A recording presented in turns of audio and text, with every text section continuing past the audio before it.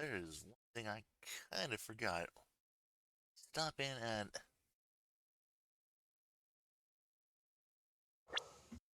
Off that.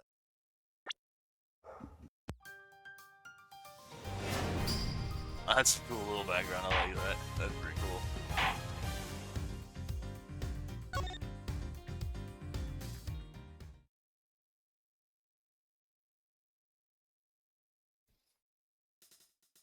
Right, so yeah, we were still we were still in the beginning area. Haven't even hit the middle yet. Alright.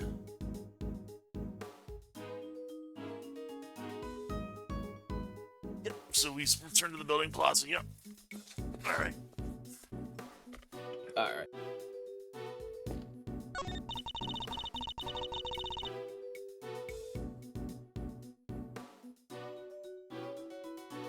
They wrapped this box in chains so nobody could open it, huh? Yes, as you can see. I could just need my rope pass skills to escape. I need to learn some chain work too.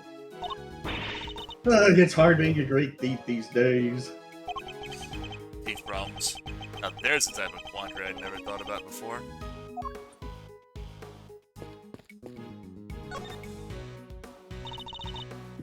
There's some stuff left in the safe. I think we better take a look, don't you? The owner will just have to forgive our prying. It's a document of some kind. Huh. Let's see. Yeah, a document, and there's a photo attached too. This picture, it's of... Well, that's Mr. Knight, right?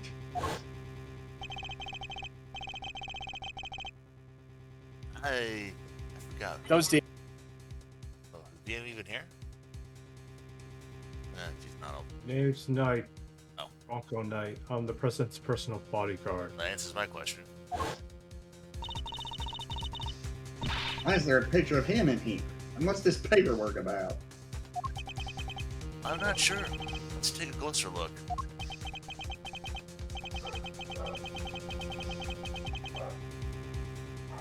Huh. You were right, darling. There is some sort of connection between Knight and Canis. As you know, we've been trying to find out who Canis plays his silly correspondence chess games with. Well, now we know. I'll be pulling Knight into my office for a thorough grilling tomorrow. I'll make that worm admit he's Canis' lackey if it's the last thing I do. You do your bit too and retrieve the package we laid to rest 12 years ago. I'm sure it's still right in front of the planner where we left it. Seems to be some sort of report on Knight.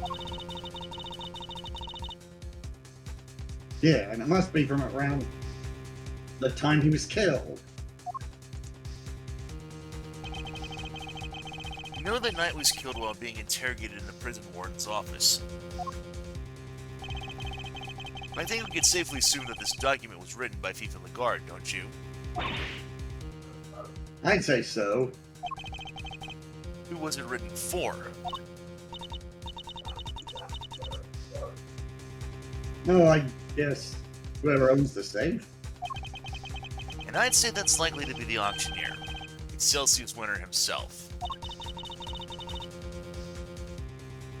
Proof that they really did know each other.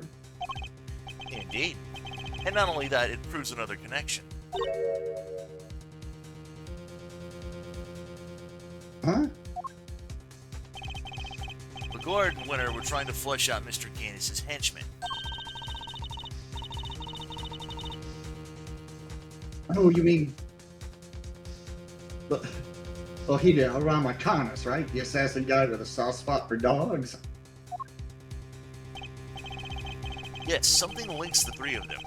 Something they don't want anybody to know.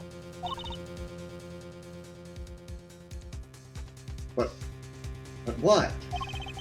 I don't know yet, but I suspect it has something to do with this case. Or no, Night data jotted down in the organizer.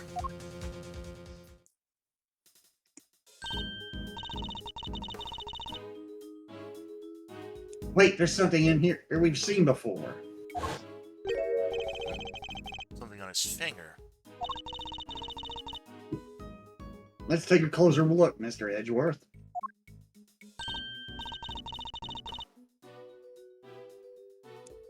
It's a ring, an expensive looking one at that. Don't even think about it, Kay. What? I didn't say anything. Well, Mr. Knight. Your chest set and your ring are here too. All your possessions in one place. So basically, the safe was full of evidence from the murder at the prison? It would seem so. Which means the missing knife and chisel might be there too.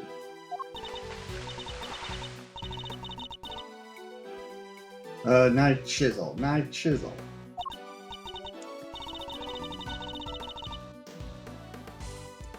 No dice. There's nothing else here apart from Mr. Knight's stuff. Really? Curses. Maybe dead.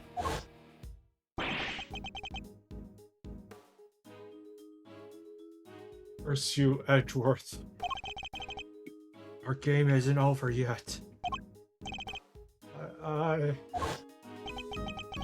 He left unfinished business behind him. I think we need to find out what it was.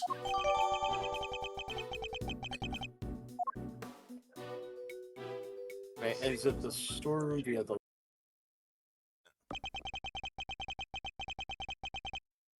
Who is it? This is just some random guy, I think.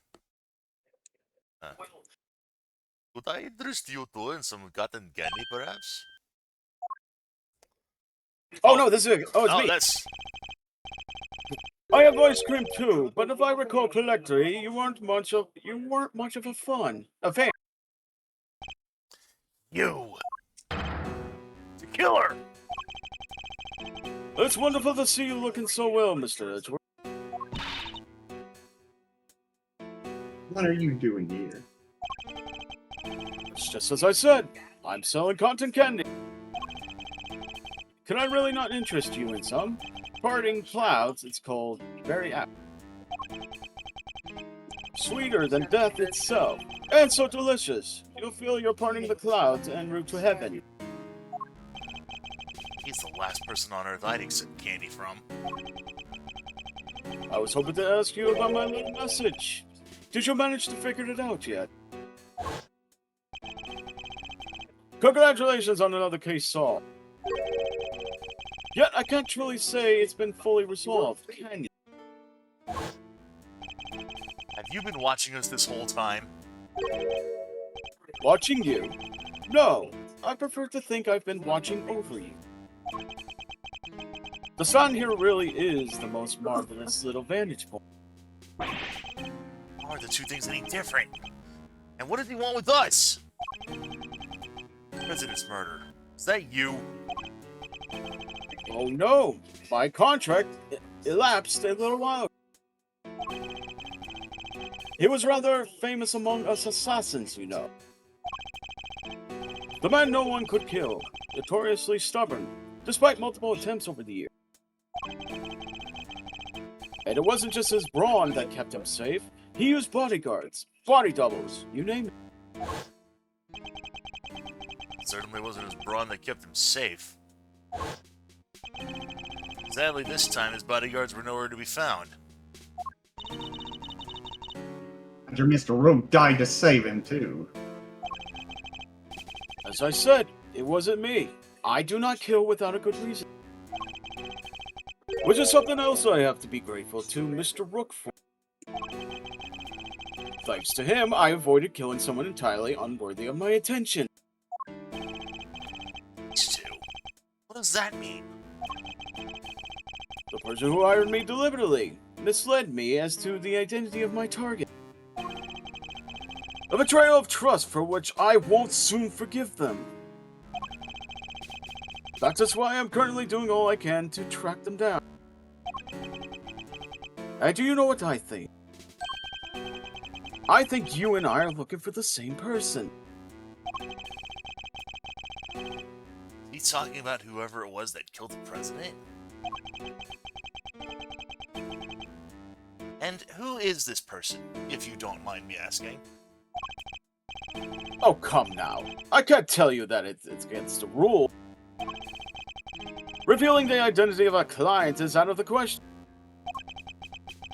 I'd hardly stay in business long if people couldn't trust me now, would I? But that doesn't mean there's anything to stop me from catching up with them in my free time.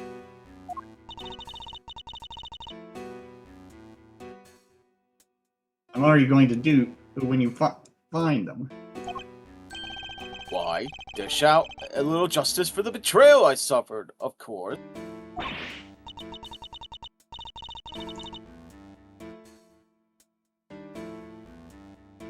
What? What are you saying? What's going to happen to them? I think you can back. Well, this hasn't exactly been a pleasant catch-up. But I shouldn't leave you completely in the dark. There's something you ought to know, sorry for the bark.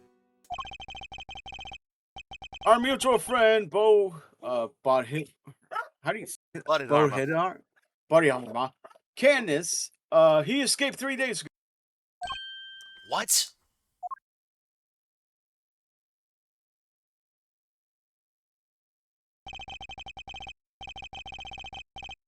Three nights ago, to be precise. The cell was suddenly empty. Simply. Empty. Yeah, okay, hopefully. Almost as if he knew I wasn't coming to pay him a visit. Wait, the killer wouldn't have been Canis in prison?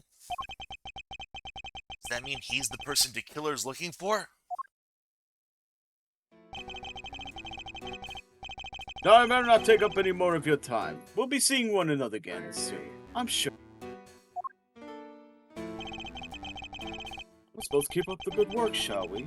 We'll run our target to the ground in the end. To ground it. First killer, now Canis. Two assassins on the loose. That sound.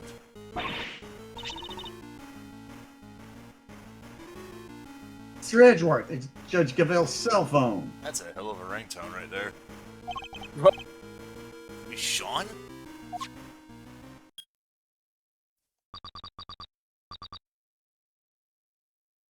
Who's They this? even Tim's like, yep, first part of the word body the body civil plus the word dharma, yep. How's it going, Miles? Whoever it is using a voice changer. Who is this? It's your friend in the red raincoat, of course. Raincoat.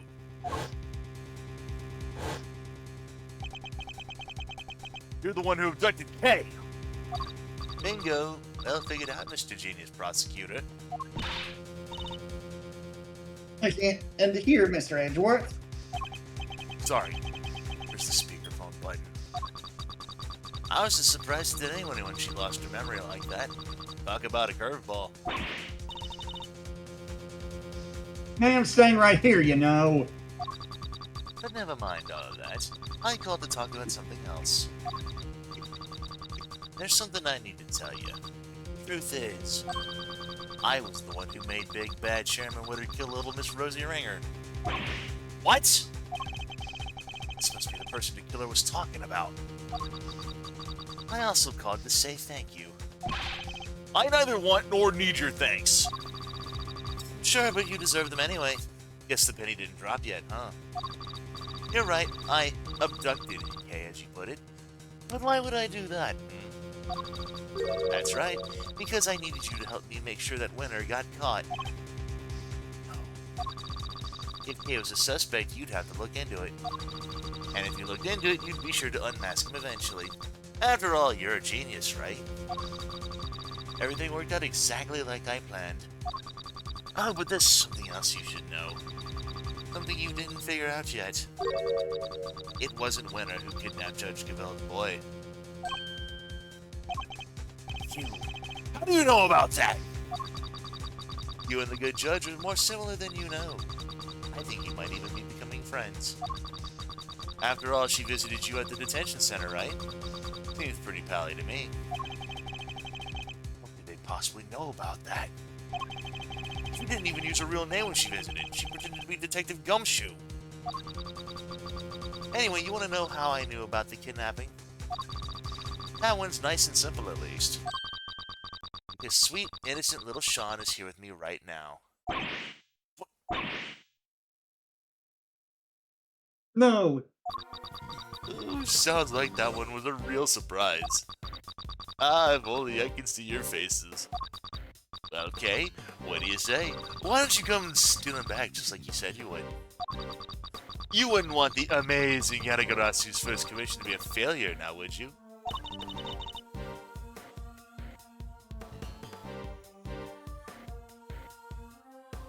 They even they even know about that? How can they possibly know so much? Oh, don't get the wrong idea about dear old Excelsius, by the way. Papa Winter's still a villain through and through. He wanted to kidnap Sean. I just got there first. There are 2 kidnapping plots? Ooh, what a bunch of clowns. His goons kidnapped his own son by mistake. Sean, they're really there with you. Prove it! Put him on the phone! Oh, he's here, but I'm afraid I can't do that. He's sleeping so sweetly. Then why should we believe you? You might not be the kidnapper at all!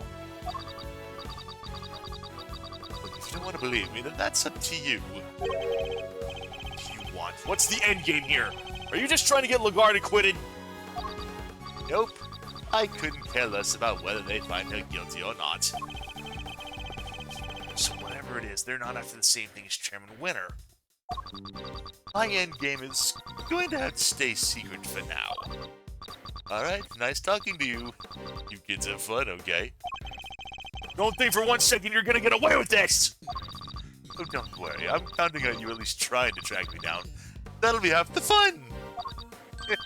Not that I rate your chances of bringing me to justice very highly.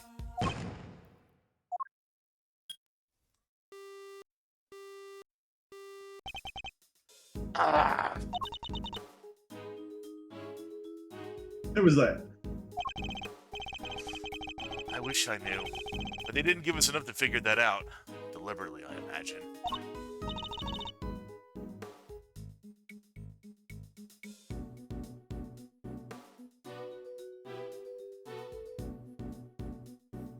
What? So you really have nothing? So we really have nothing to go on?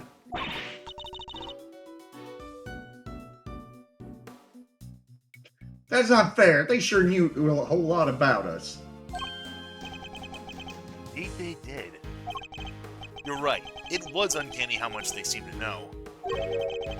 How is it possible that they were party to so much that happened in private?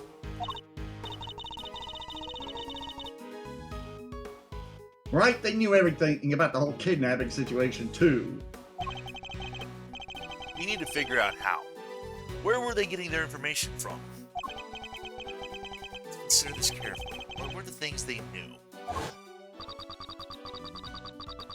You and the good judge are more similar than you know. I think you might even be becoming friends. After all, she visited you at the detention center, right? Seems pretty pally to me. You wouldn't want the amazing Yatagarasu's first commission to be a failure now, would you? They even know about that? Ooh, sounds like that one was a real surprise. Ah, if only I could see your faces. That's it. Based on the specifics they mentioned, there's only one possible answer. I've got it, Kay. I know how they knew. Huh? Really? Whoever it was, they were... Listen in on this. Listen in. They must have been able to hear us somehow. It's the only possible answer.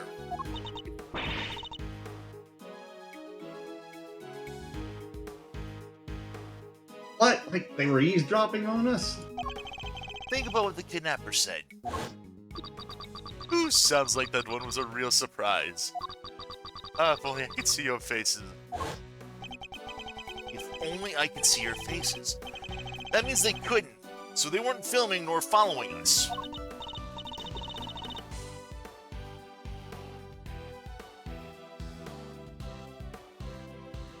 Okay, so what? They hit a bug somewhere?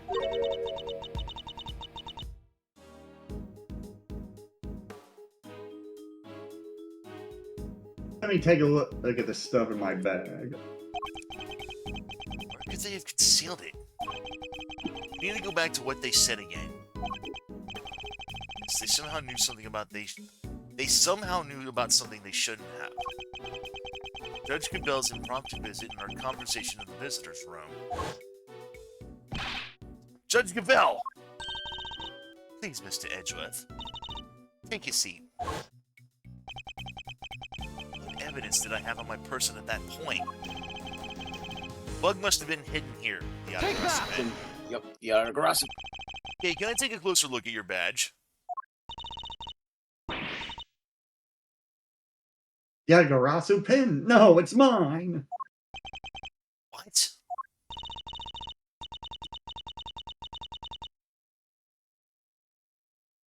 Seriously, Mr. Edgeworth, sure, you're a great thief's assistant now. But that doesn't mean you get to wear the pin right away. You have to earn it. I don't want to wear it. I want to check it for bugs.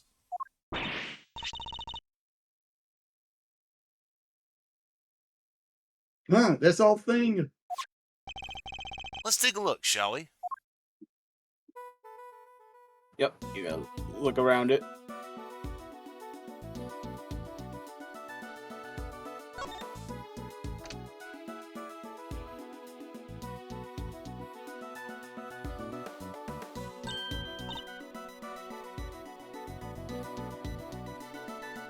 Whoa! Load, right?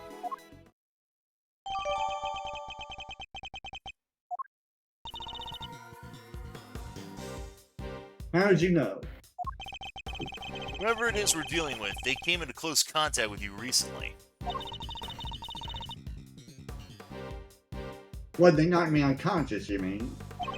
Precisely. Which made me think that the bug must be in one of your possessions.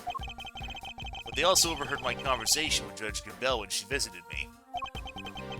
Something that would have been impossible if I didn't have the bug on my person at the time. I get it, so you thought back over what they let you keep hold of when they locked you up. Yes. All the case evidence I was carrying had been confiscated. Meaning the only thing it could have possibly been was your pin. Like, what's Oh yeah, they didn't hide a Well, bug. they were listening are a to us bug. this whole time, and they heard everything we said. Yeah. As Tim was saying in the Twitch chat, they didn't hide a bug. They are a bug. Or rather, Plankton. Mr. Plankton! You never catch me, crabs. Not when I shift into maximum overdrive. I suspect so. How about you? Yeah. I suspect so. Everything to do with this case and more.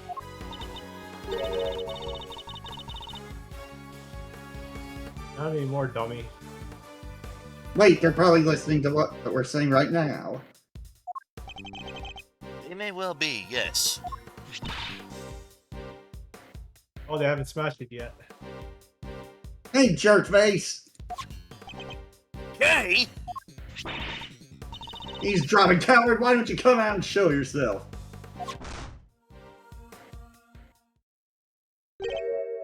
Huh? What was that sound? Ow, ow, ow, ow, ow, ow, ow, ow, ouch, dang.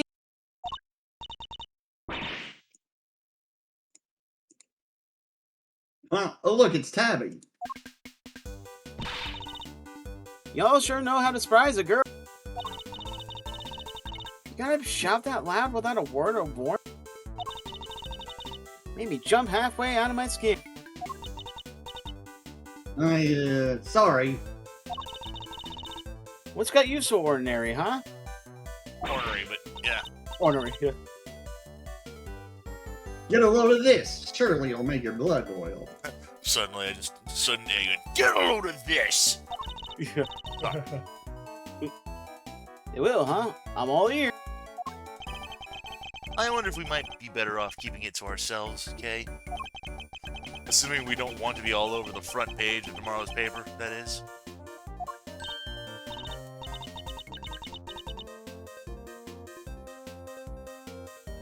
You really are. Oh, thanks. Really rocked right into that. You really have all those brain cells, huh? Aw, come on, you are no fun at all. I was counting on you opening up and spilling the beans all over this here plaza. I better switch off the bug before I forget.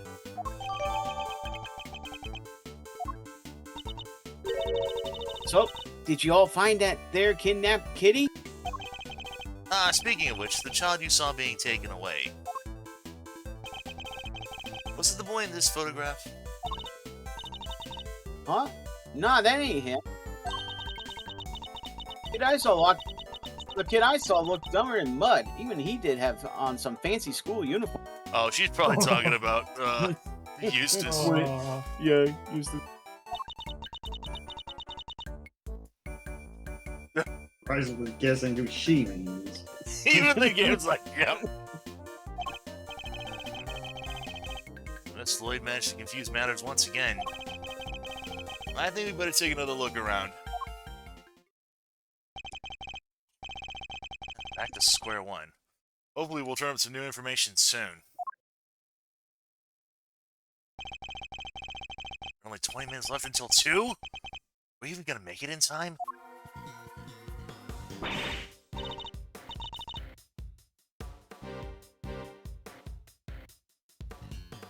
Wait, Mr. Edgeworth, I just had a thought. It's about that phone call.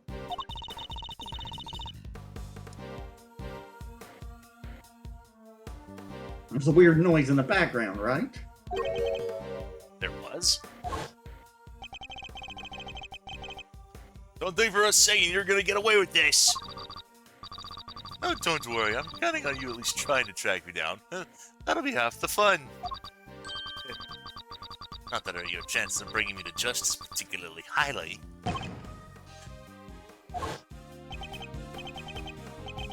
Wait, she's right, we heard a loud banging right at the end.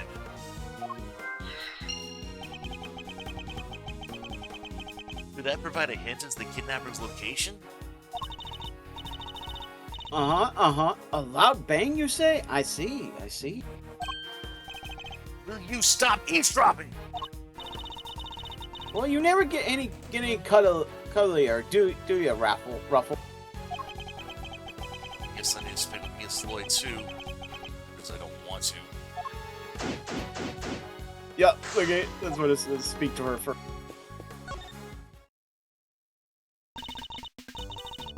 How about that? A little help from little old me, and you all made a giant leap closer to solving the case.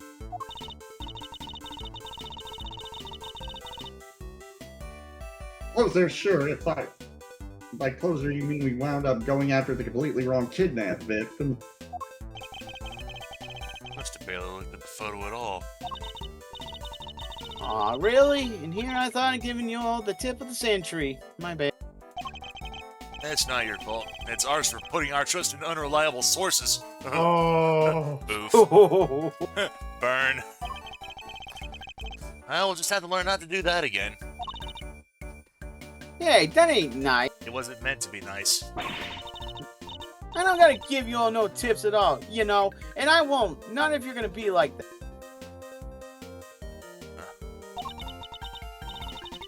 Alright, fine. Maybe just this one. Only because I got a real scoop for you all this. A real scoop, huh? This ought to be good. And Tim says this is a GTA San Andreas mission all over again. He says he can hear seagulls. Mike can hear gulls! Fine. I'm not expecting much, but you got my attention. What is this scoop of yours? Proof that Tyrannosaurus really is real. Tyrannosaurus, yeah, Tyrannosaurus. Torosaurus, yeah. Tyrannosaurus really is. Alright. Okay, we're leaving. Wait, I ain't lying, I swear. Sure, it's hard to believe, but it's true. This. But we also don't have much else to go on, I suppose. Proof? What kind of proof? Did you capture something on your tape recorder, perhaps? Oh, you're good, Ruffles. Sharper than gosh dang tack. Tim says I said it in that exact voice. I nailed it pretty. Oh, that's actually pretty good.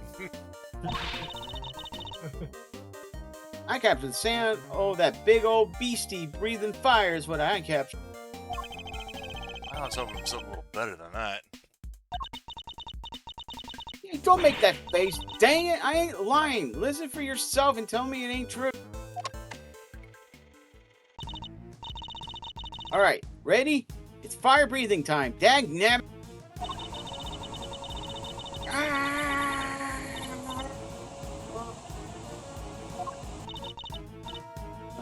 There. Well,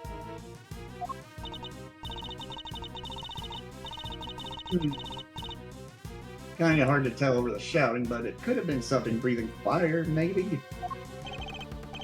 Tell me, Miss Lloyd, did you see this fire-breathing something with your own eyes? well, not exactly with my eyes as such. Being as how I wasn't precisely close by when it happened. Surely the real Taurus source would be pretty hard to miss no matter how far away you were standing. Well, see, I was far away, but also recording via what you might call non-standard means. Would you mind elaborating by what you mean by that? I really dug myself a hole here, huh? See, I might could have rigged me up a little wireless intercept, hoping to do a little scoop detection.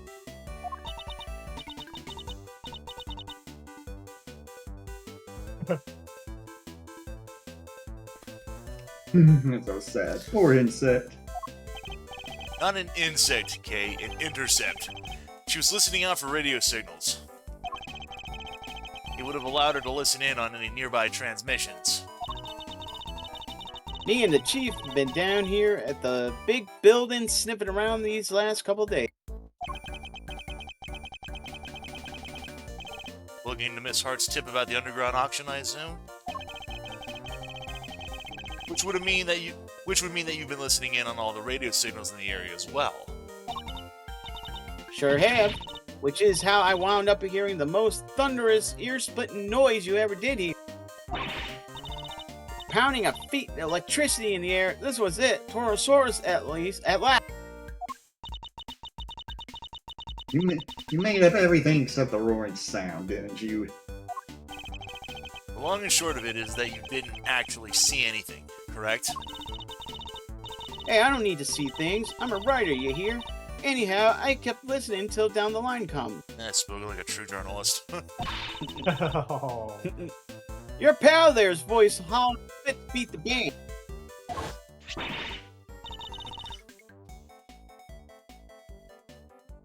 Eavesdropping coward, why don't you come out and show yourself? And Tim says the face as you make me blinks when making a statement looks like he's like, and here's why you're an idiot.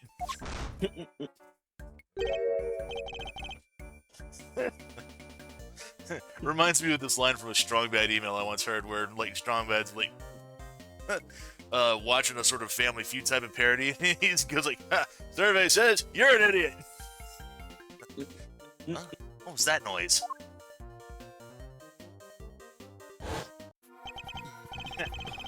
Our apologies for that. I'm sure Kay didn't mean to bowl you over with her little outburst. I assume it was as shocking as it was because you didn't hear it directly. It came through your headphones while you were listening to the signal from the bug, didn't it? What? Are you saying she planted it?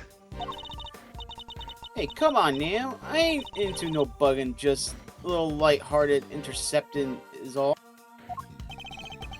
Would you mind if we borrow the tape of what you recorded, Miss Lloyd? Do what you dang well please.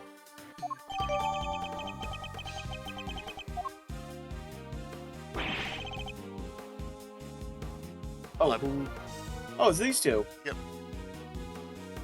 Mr. Edgeworth. Saint, Miss Berry! How's the search going? Did you find him? Not yet, poor Sean. Sean?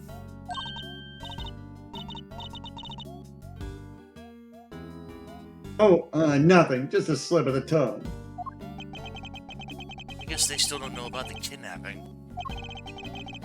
We did manage to find Eustace, yes. You did? That's great. Thanks so much. Maybe now they won't arrest me again. Don't talk to them just yet, Ben. Go to the taxi. Alright. Because there's Hey, it's Gumshoe.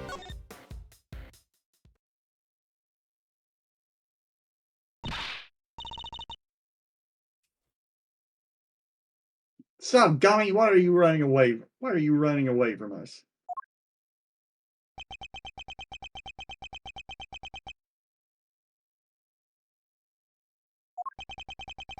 Detective Gumshoe. You gave up your badge, sir. I didn't know what to do with myself. You stay right where you are, Detective. Oh, so I thought you weren't going to be a prosecutor anymore. Maybe I shouldn't be a detective either. I was wrong. If you're not around, I'll always be a detective. My job will always be to investigate crimes. Us detectives just don't investigate when prosecutors ask us to. We have to be able to look into stuff ourselves. Is that what you were doing just now? Ben, too. You should thank your former subordinate for what I'm about to share. In his desperation to help Kay Faraday, he gave me a valuable piece of information. Detective Gumshoe did that? So Rosie Ringer's autopsy report. I went down to the detention center to see how Kay was doing.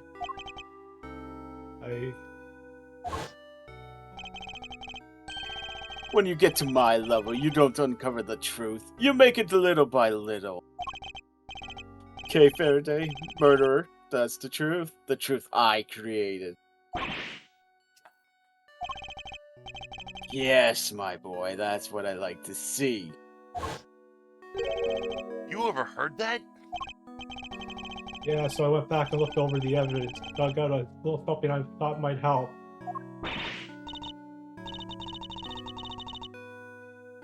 No way, Gummy, you're the best. I'd be in prison right now if it wasn't for you. My pleasure, kid. Good to see you got your memory back, by the way. Thanks. Oh, anyway, like I said, I'm investigating stuff for myself these days, and that's that.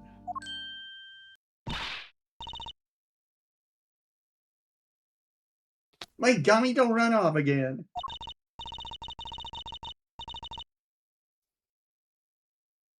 We get it. You can look into stuff for yourself now. That's great.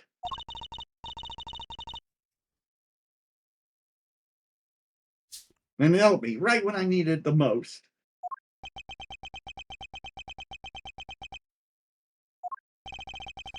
But right now, we need you to work with us. I'm no longer a prosecutor, or indeed in anything, but we're investigating the case regardless. And I ask you this not as a prosecutor, as a friend. Detective Gumshoe, you help us.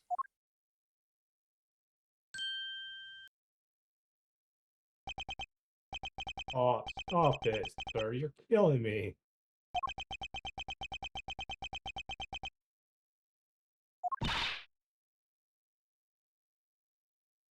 Go on, Gummy.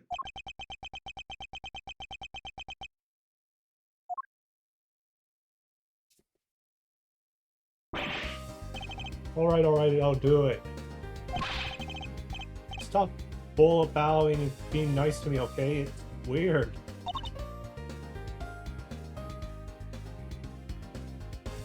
Gummy! Thank you, Detective. What do you need now? Can you tell us what you've discovered in the course of your investigations, Detective? Yes, sir, I can, sure. Alright, so I got big things to tell you. Here I go. Here goes. One, I've got some results from you from the forensics at forensics looked at case closed. They found traces of what looked like to be a powerful sedative. Brand was, Reese's. I guess that was what she was drugged with at Gourd Lake. Or she was taken to the roof of the big building. Seems that way. 2. I got a hold of all the footage from the security camera above the big building elevator. Camera that captured President Wong and Doge Bell that night. The elevator is usually the only way of getting up onto the roof, correct? And therefore, anyone using it should have been caught on camera. Right, so winding the tape back 2 nights ago, you should have been able to see Kay being carried up there while she was out cold. And did you spot me, Gunny? Watched it all on fast forward, everything from 2 days ago till the end. Yes, and? Nothing. No sign of Kay anywhere. Thought it was too good to be true. So how did the kidnapper get her up there? I think we'll need to look into that in a little more detail. And the last item on your list? Sir, this is the big one, the third thing I have to tell you. Great to be working with you again. Oh, I'll be capture this purpose. This is the last thing I do, and that wraps it up. I put you through a lot, Detective. That doesn't mean I can start going easy on you. That's the big one, as you put it. Doesn't even have anything to do with the case. I would have preferred something of practical use. Ooh, no mercy, huh? Guess I shouldn't have expected any less. Thanks, Edgeworth. The boy's been kidnapped. We need your help to find him. Kidnapped. Yes. His name is Sean Feng. Wait, that kid with the horn? You know him? I saw him earlier today. You mean this morning? Yeah, he got off that bus right over there, and then walked off towards the garbage disposal area. Where's that? Just over there yonder. Where all the offices in the big building put their trash before it gets taken away. Where he went after that, I couldn't tell you. I had to leave right about then. I think we better take a closer look at this garbage disposal area. Yep, check that first before you talk to those two.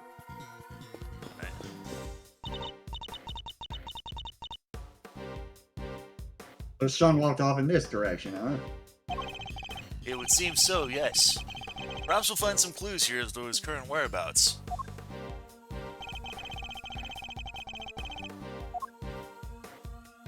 Milk? Spilled milk? This milk carton. That's the same brand Sean drinks. Tim, he walked over to the garbage disposal area. Where he belongs! That boy needed more milk. Something happened to him here. I'm almost certain of it. Let's see. The milk carton on the ground. Okay, it looks like she'll over here. Yeah, Connect this to vehicle activity. they had the perfect opportunity to make a crying over spilled milk joke here, and they didn't make it. Oh.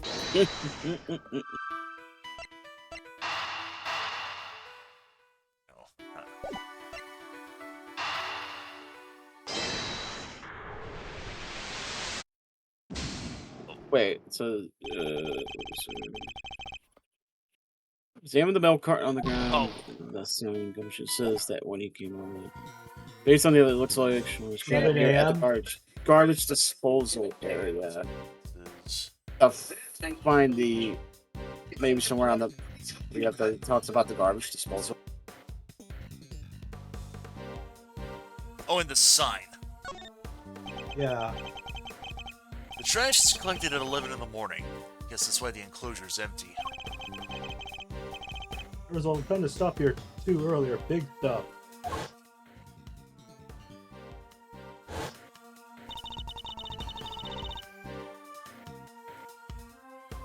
Day must be the day they take the big stuff away. Yeah, sure looks that way.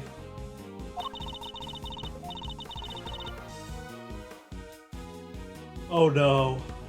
I'll get the big squisher machine I'll bet the big squisher machine I'll bet the big squisher machine squished it all up good anyhow. They don't do that with the larger items. They just take them away as they are. They do, huh? How did they even know that, sir? Wait, Mr. Fender's pretty keen for you to join him, right?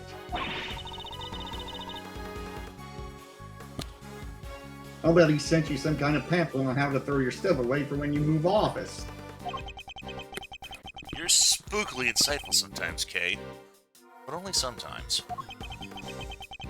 Based on what we've seen and what Detective Gumshoe told us, I think there's a strong possibility that Sean was abducted from the garbage disposal area. Okay, There here we you go. Yep.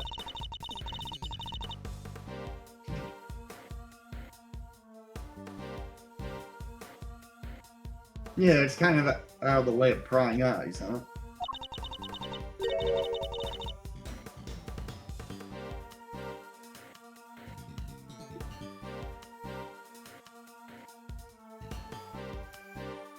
But why would Sean even come here in the first place? I imagine he must have had something to dispose of.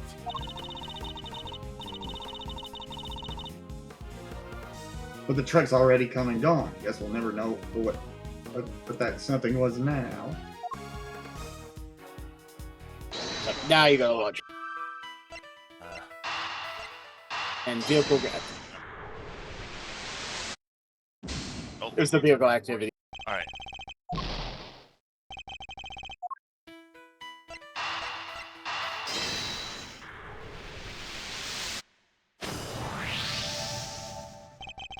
Only 2 vehicles came through here this morning. The taxi and a blue truck. And Eustace was taken away in the taxi. Right. Well, it seems that Sean was likely abducted from the garbage disposal area. And if the garbage was collected at 11 in the morning... Oh, I get it now. Now we know what kind of truck it was. Indeed. It must have been the garbage truck. But the police officer who told us about it didn't describe it as such. He only mentioned the fact that it was blue. Some cop he was. How did he not even notice it was one of those cool trash squishing machines? And Tim even says, that truck coon was actually involved. Because it wasn't. Today isn't a regular garbage day. It's the day they collect larger items. For which they wouldn't use a specialized garbage truck, just a regular truck like any other. But it was a garbage truck nevertheless. And where do garbage trucks go? The dump.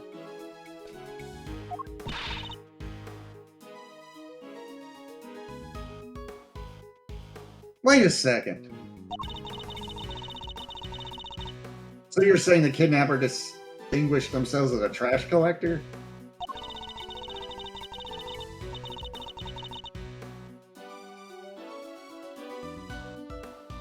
So then, the truck would probably have been fake too, right? So maybe it didn't go to the dump? No, I'm reasonably sure the garbage truck was real.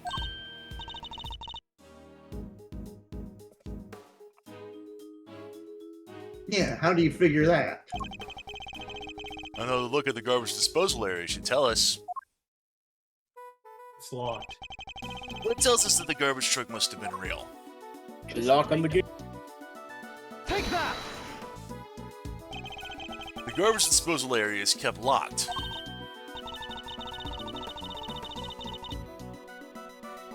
Oh yeah, so only a real garbage collector and a real garbage truck could have opened it. Precisely. The garbage truck can't have been a fake. Perhaps whomever abducted Sean put him in a large cardboard box that they prepared for the job. Now mix that in amongst all the other oversized items.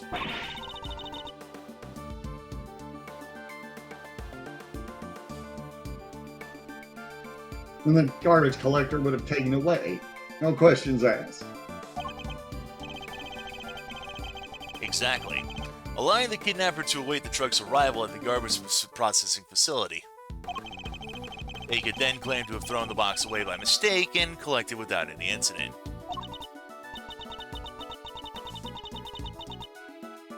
Alright, so where do they take the garbage after it leaves here? Let's see. Looks like we have two possibilities. Which of the garbage processing facilities was Sean taken to? Have we found anything that might serve as a clue? Alright, now you can go talk to those two.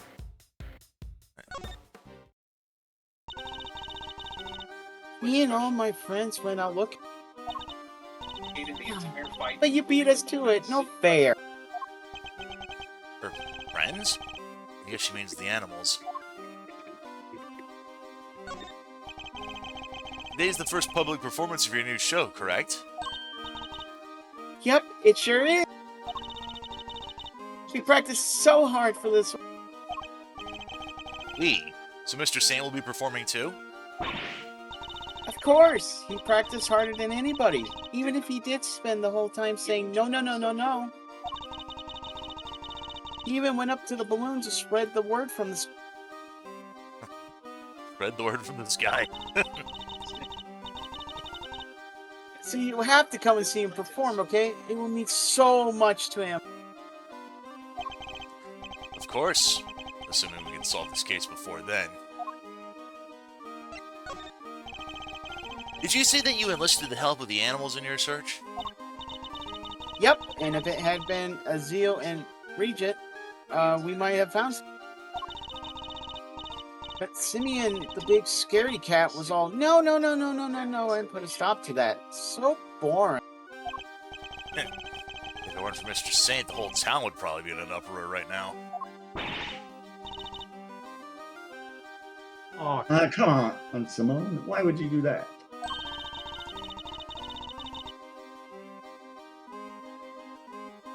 Setting the whole circus loose on the city would have been super fun. And super chaotic.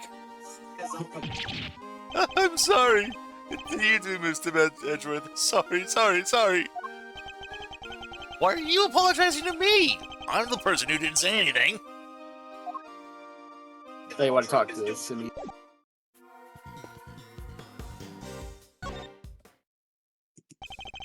You're amazing, Mr. Edgeworth. How'd you find Prosecutor Winner? Some serious investigative magic, that's how. It was pure luck, actually, but never mind. You didn't even need our help, huh?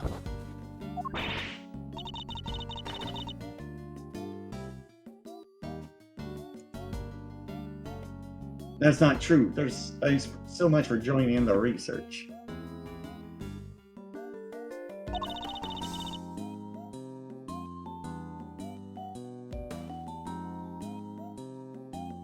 Where did you look, by the way? Oh, this place is a little way called the Sunshine Coliseum. You know it? Sunshine Coliseum. That's over by the harbor. There were a whole bunch of people there for a big event. We thought it might be worth a look.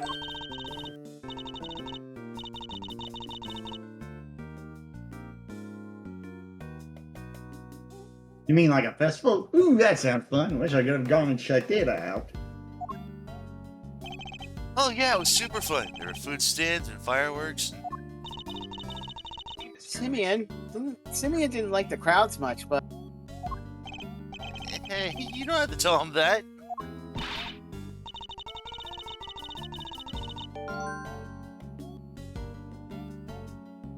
All rights decide. When this case is finally open, we're all going to the festival together.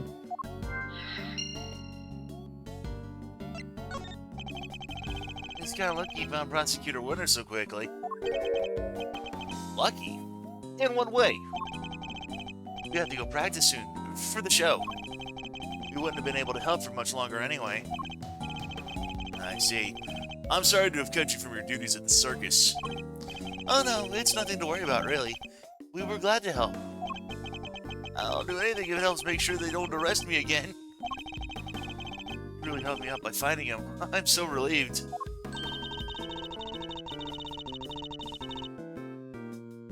Of course, just because they found him, that doesn't mean they'll find Gordon and are guilty.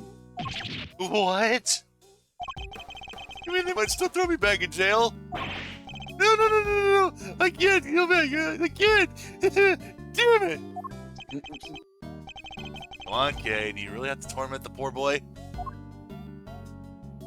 Alright, now you're going to use your luck. Connect festival at Sunshine Coliseum to exploding sound.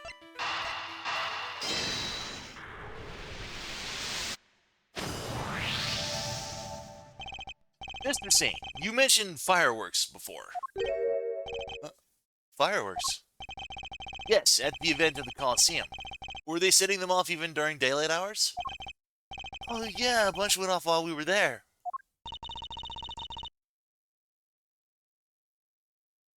What are you thinking, Mr. Edgeworth? The loud bang we heard. What if that was a firework? Huh? Don't think for 1 second you'll get away with this! Oh, don't worry, I'm counting on you at least trying to track me down. That'll be half the fun. Not that I rate your chances of bringing me to justice particularly highly. For the bang to be clearly audible over the telephone, it must have been pretty loud.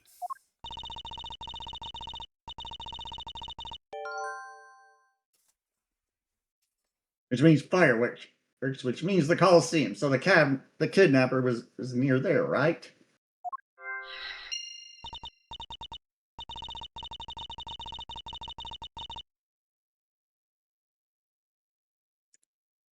But how near? The fireworks were that loud. You could probably hear them from pretty far away. Yes, the area we'd need to search would be too broad to even consider doing it ourselves. But if the police were to lend a hand... Now you want to do near Coliseum to... Garbage facilities, yep. So based on the loud bang we heard on the phone call, we know that the kidnapper was somewhere in the vicinity of the Sunshine Coliseum.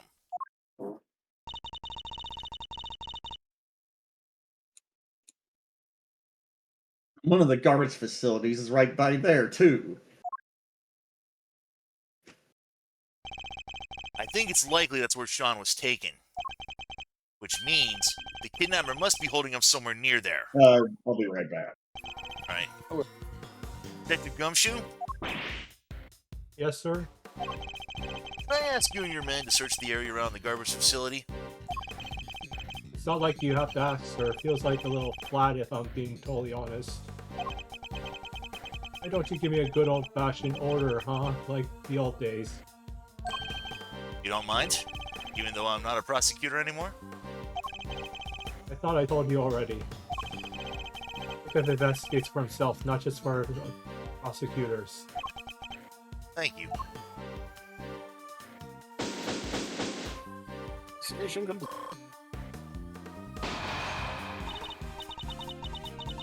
Oh, we gotta wait for Jay to come. Yep.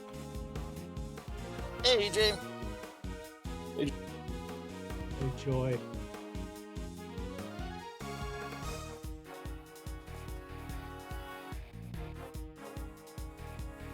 Within an hour. Huh, okay. Wow, already, damn. Yeah.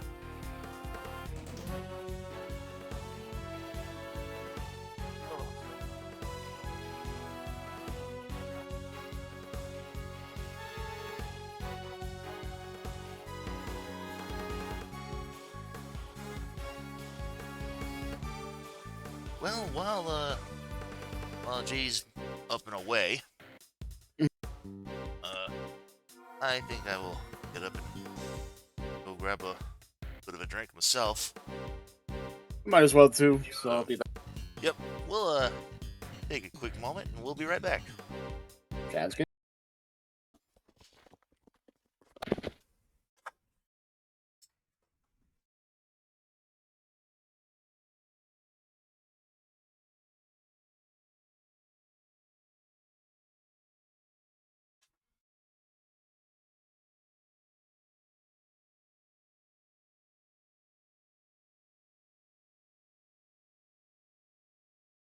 Mr. Edgeworth, we're almost out of time.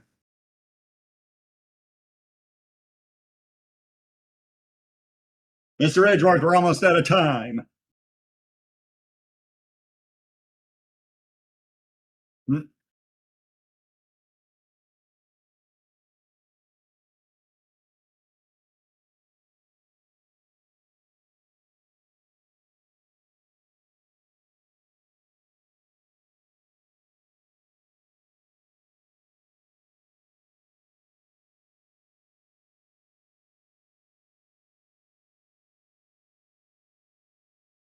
Hmm.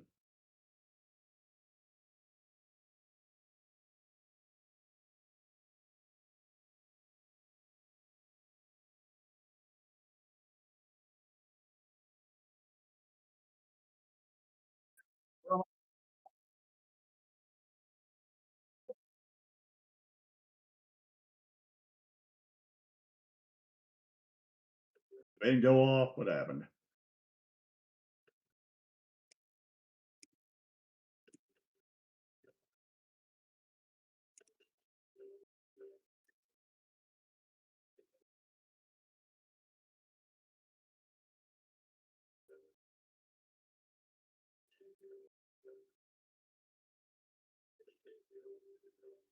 All right, I'm back.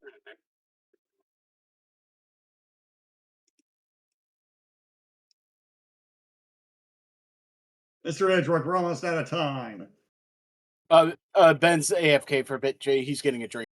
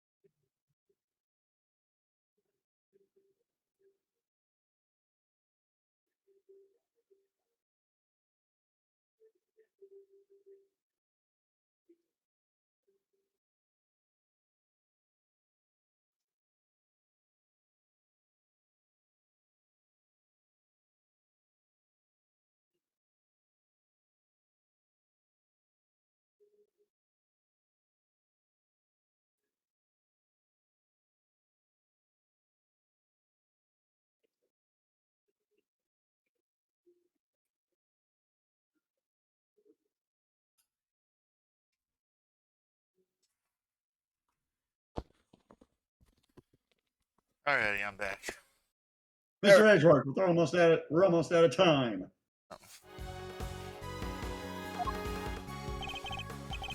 Right. We need to hurry. And now Judge Cabell and the others will be able to hold out for much longer. I'm counting on you, Detective Gumshoe. I won't let you down, sir. It won't be an official search, but I'll put my best guys on it. You can count on them.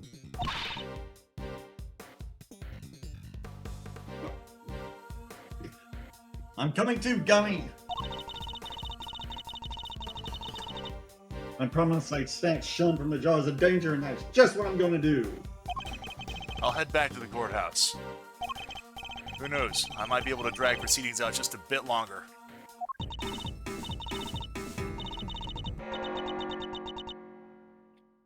All right with me, everybody, even in the depths of night. It's already striking 2. There's not a moment to lose. Yes, sir.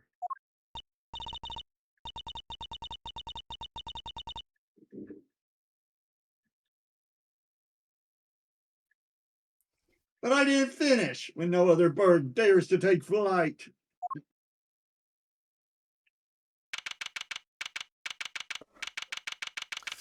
April 6th, 2:16 p.m.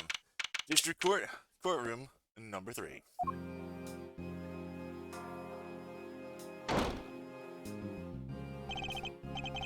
Well, well, if it isn't our old friend, ex-prosecutor Edgeworth. Hello, dear boy. Celsius winner. You cursed will turn and face the prosecution. I'm not done with you yet. Accused, but accursed is actually pretty fitting too. Accused. I already told you, Francesca. It doesn't make sense why would I help you? I feel for her, of course. A woman in her prime sent to prison. It's enough to make a grown man cry. But to suppress evidence in order to keep her out of jail cell? No, that's preposterous. Objection! We have a statement from your own son. He said he entrusted the evidence to your care.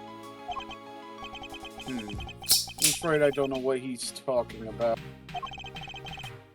Or why he'd say such a thing.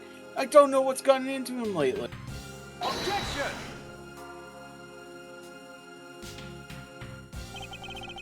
I'd like to prove that you and Warden Lagarde are much more closely associated than you claim. I'm sorry. Prove? I think we've been over this, dear boy. You're an ex-prosecutor, remember? Are you even allowed in this part of the courtroom anymore? Miles Edgeworth, I'm the one prosecuting this case. What are you thinking, barging in like this? I'm sorry, Francisca, but it's important. May I speak on behalf of the prosecution just briefly? What are you doing? Judge Gavell, I come before the court with important new evidence. I ask you to allow me to present it.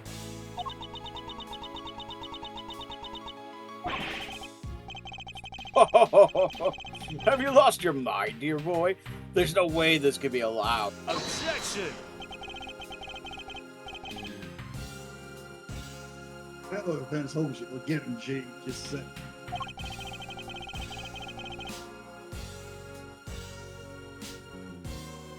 What's the thinking over on the prosecution side there, Dango?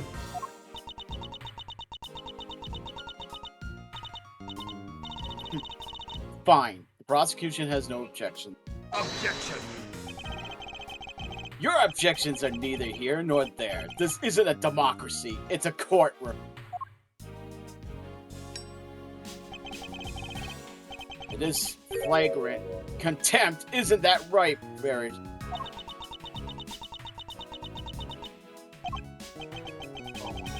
As long as Sean's still missing,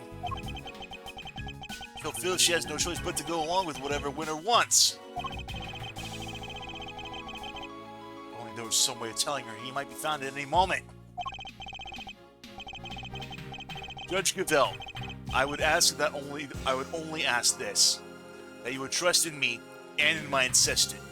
Just this once. Speaking of which, where is Kay Faraday? She's currently searching for the most important piece of evidence of all. Objection!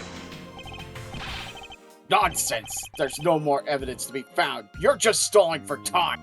Objection! Most important piece of evidence of all, G.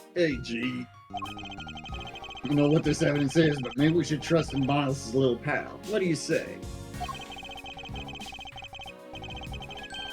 I mean, I say little pal, but she's way more than that. She's the one and only great thief Yatagarasu.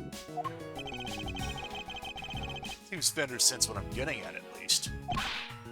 Judge Gavell, the evidence I'm talking about, we almost certain we know where it is. Kay is only moments away from snatching it from the jaws of danger.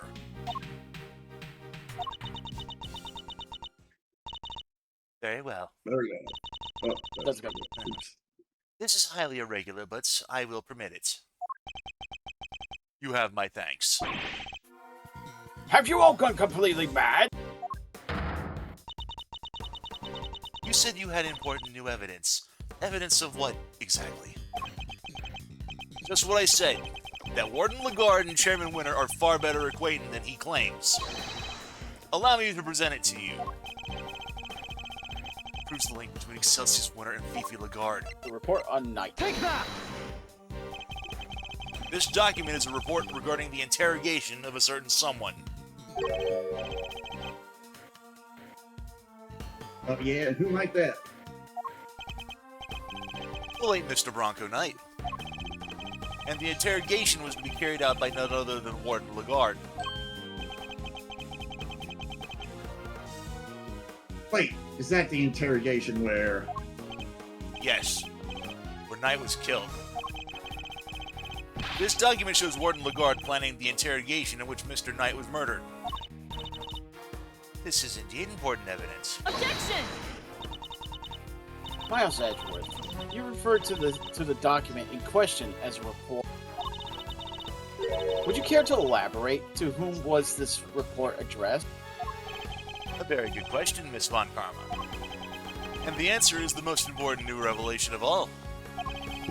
We recovered this document from a safe in the storeroom on the 51st floor of the big building. That's the storeroom where the lots for the underground auction were kept. It is. An auction, if you recall, that was presided over by one Excelsius Winter.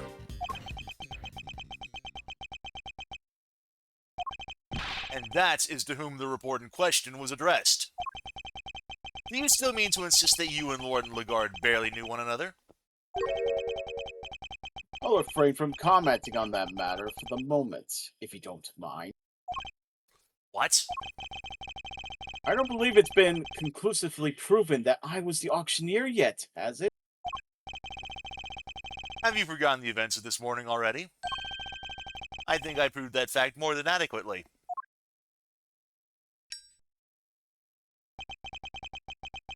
I'll admit defeat in that particular arena, yes, but that was not in the courtroom. Can you prove the same thing here, my boy? That I was the ringleader, did you call it?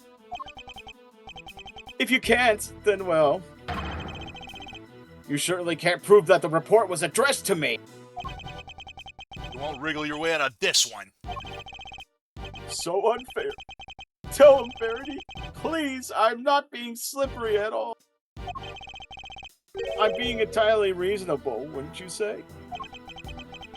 Unlike you, when you permitted Mr. Edgeworth this bizarre interlude that was most unlike. Sad and truly it is to see you failing in your sacred duty to the law. It was saddening enough to make me want to take drastic measures.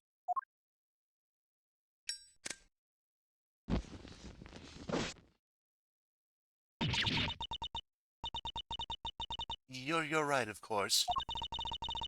Until the fact has been adequately proven in the courtroom, it cannot truly be considered a fact. I'm afraid I have no choice but to ask that Mr. Edgeworth's theory be struck from the record. That's no good. She has to know for certain that Sean is safe. I'm sorry, my boy, but what counts as truth out in the field and in the courtrooms are two different things. And you're more than willing to bend the truth in the courtroom. Is that what you're saying? Oh, you're a spurious soul. I'll do no such thing. I'll simply accept the court's verdict as the truth, should it choose to acquit me, as should you. We can't find that missing evidence. We're in trouble here. Well, Verity, I think we've heard about all we need to, don't you? There's no way that evidence is turning up. Ever. A quick not guilty, and we can all go home. Objection! Uh-oh.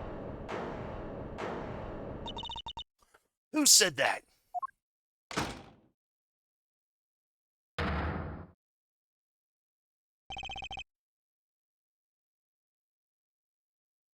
Damn. Dad. Eustace.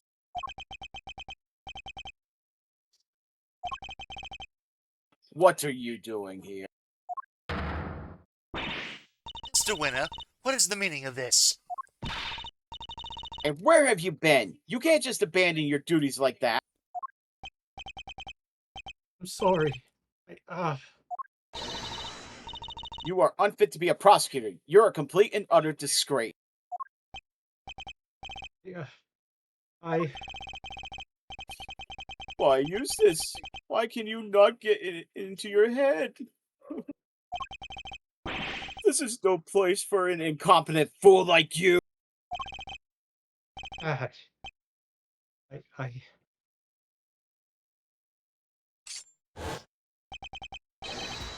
brought them vital evidence.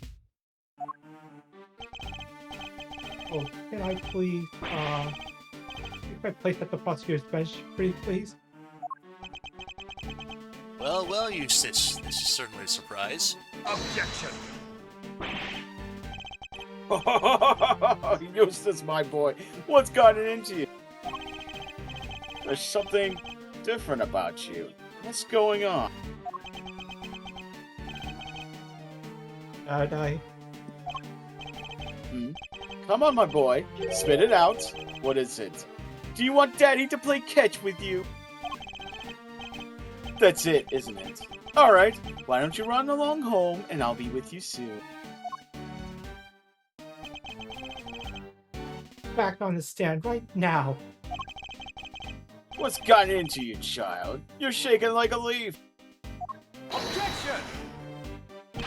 Judge Gazelle! The prosecutor in charge has arrived, along with important new evidence. This trial is far from over. Surely you can't call an end to proceedings just yet.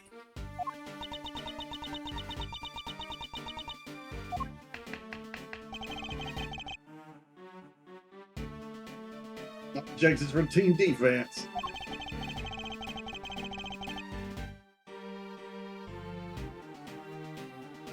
I only wish we could have our original king captain say that herself, though. Prosecution has no objections either.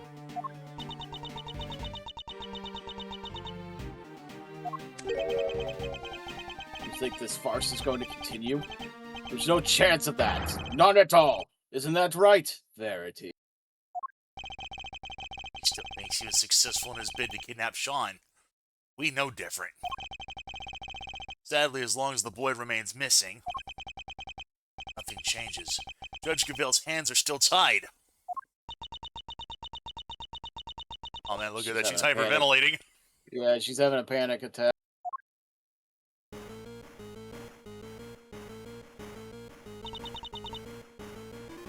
Tim, what is the meaning of this? What are you doing, my son? Succeeding you, father.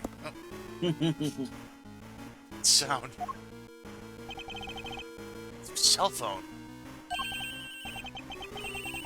Mine's also ringing.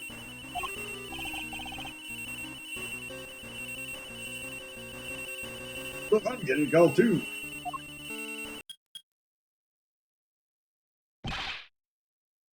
Mr. Edgeworth.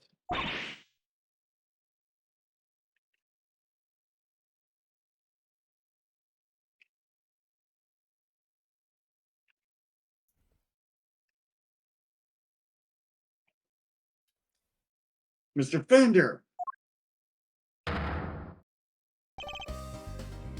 We found Sean.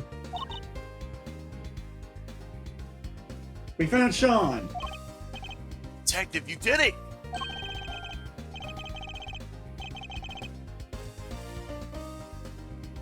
The most important piece of evidence of all, eh? That's some stellar work, you great thiefness.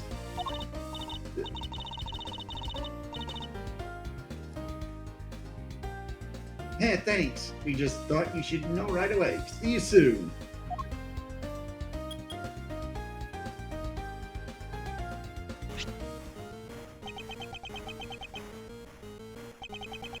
Judge Bell, it's for you.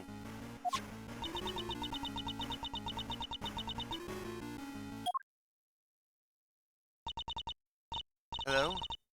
Yes, I understand. I'm so glad you're safe. Be sure to thank everybody properly. You'll do that for me, won't you? Alright, be careful. I'll see you back at home.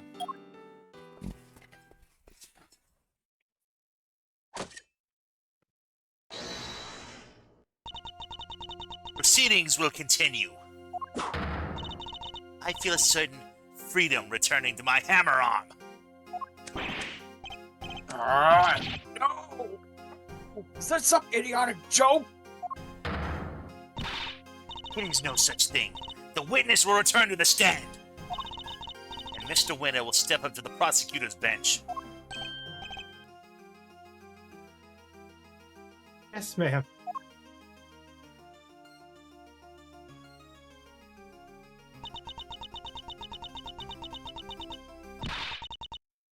Eustace Winner. Yeah. I leave matters in your hands. Huh? Facing down your own father. This won't be easy. I'll be looking on with interest. Don't disappoint me.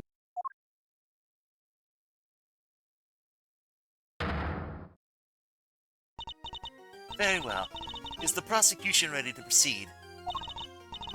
Mr. Winner, you mentioned some evidence that you wish to present to the court. Indeed. Knife and the chisel.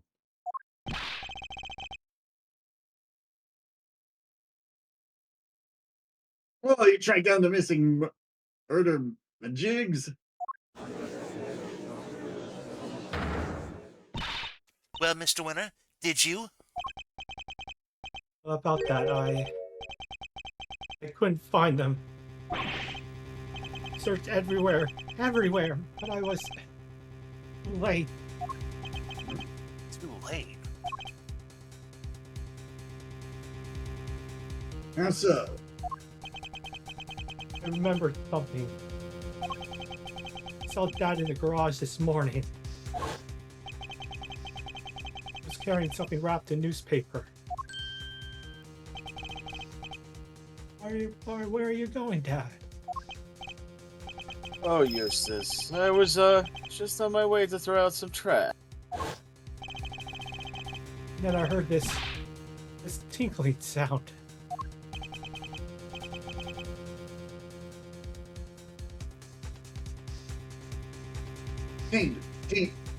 Tinkling, huh? Let me guess. The bell from Mr. Canis's chisel. You mean to tell the court that you believe that the witness disposed of the evidence?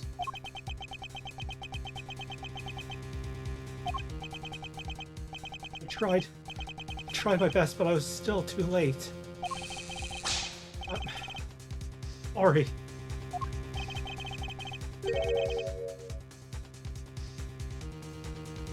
You said you looked everywhere else. Nearly everywhere. I even went to the dump.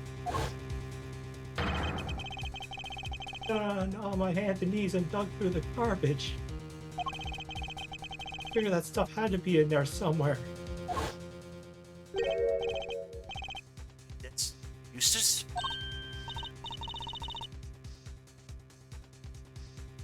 Hey, huh? Hey, what are you doing here?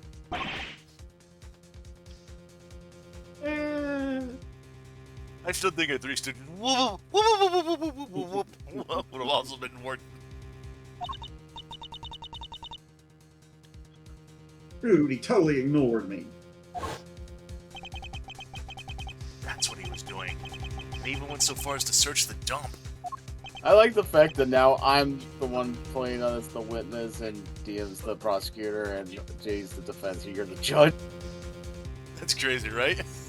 Right? But all I found was this. And this is a little pungent for one thing.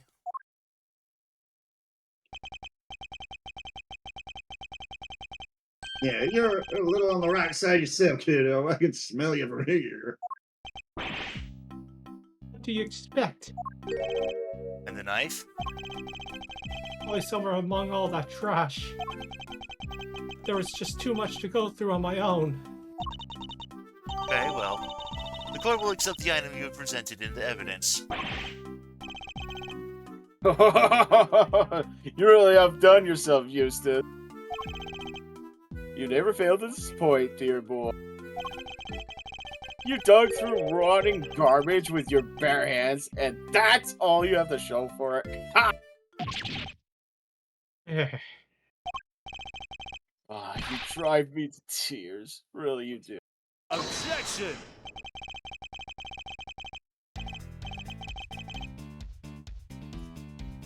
Might be a little soon to turn on the waterworks just yet, Dad. Let's take a closer look at it first. If you wish to waste your time, be my guest.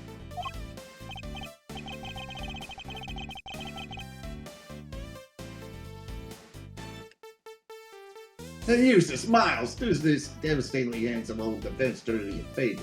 The defense attorney a favor, will ya?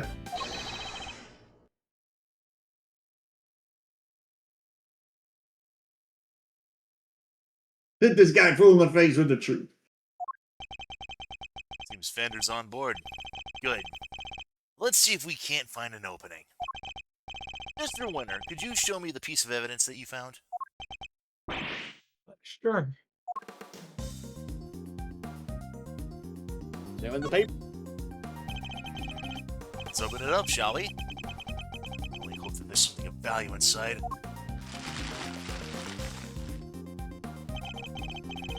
This be the bell that was on Mr. Canis' chisel? Perhaps there's some trace evidence we can prove that one way or the other.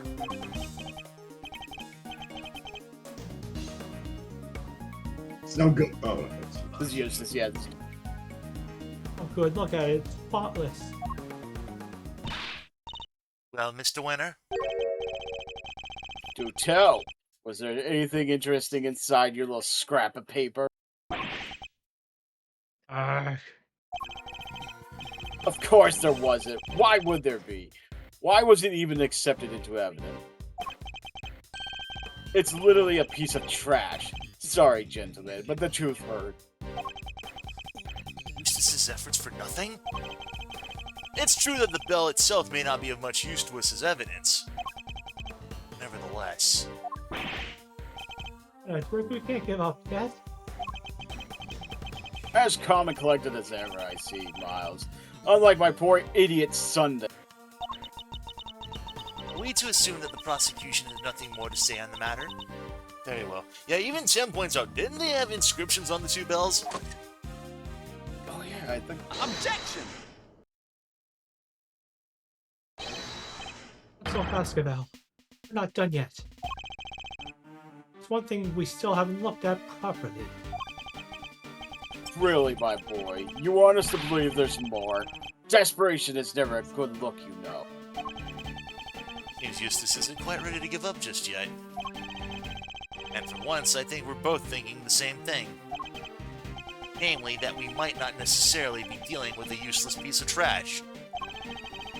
Can't know for sure without looking more closely, but... if I'm right, we're talking about... It is, yeah, choose the... We need to take a closer look at the bell. We talked about Edgeworth. There's nothing on the bell. Oh, It's the newspaper. right, you did. So sad to see you both scrabbling so desperately. Admit it, you don't have anything, do you? There's only one thing left we haven't looked at closely. And we need to. This is our last chance. Alright, we're talking about the newspaper. Talking about the piece of newspaper the bell was wrapped in. We really were thinking the same thing. Ah, it's beautiful, really, it is.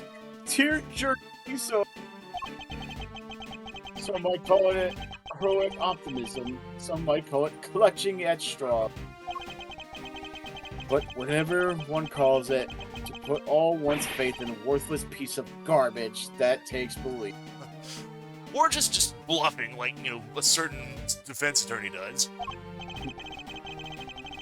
Let's take a closer look and see if it's as worthless as you say, shall we? Eustace, if you'd be so kind.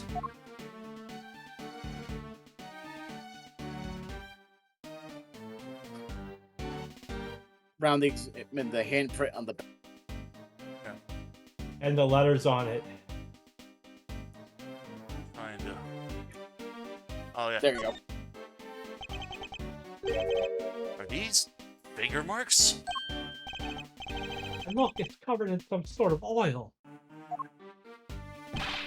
Judge Cubell, I'd like to have this examined for fingerprints. Could I request that you call on someone from forensics? Very well. Summon a technician right away.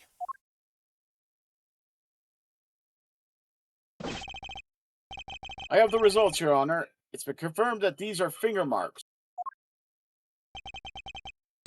Unfortunately, it looks like they were made by somebody wearing gloves. Oh, Oh dear. Well, that doesn't give you very much in the way of evidence, does it? But I suppose it makes sense if you think about it. After all, this was important evidence. And what kind of idiot would handle something like that without gloves on? Oh, that's right. The kind that would flail about desperately like you, my boy.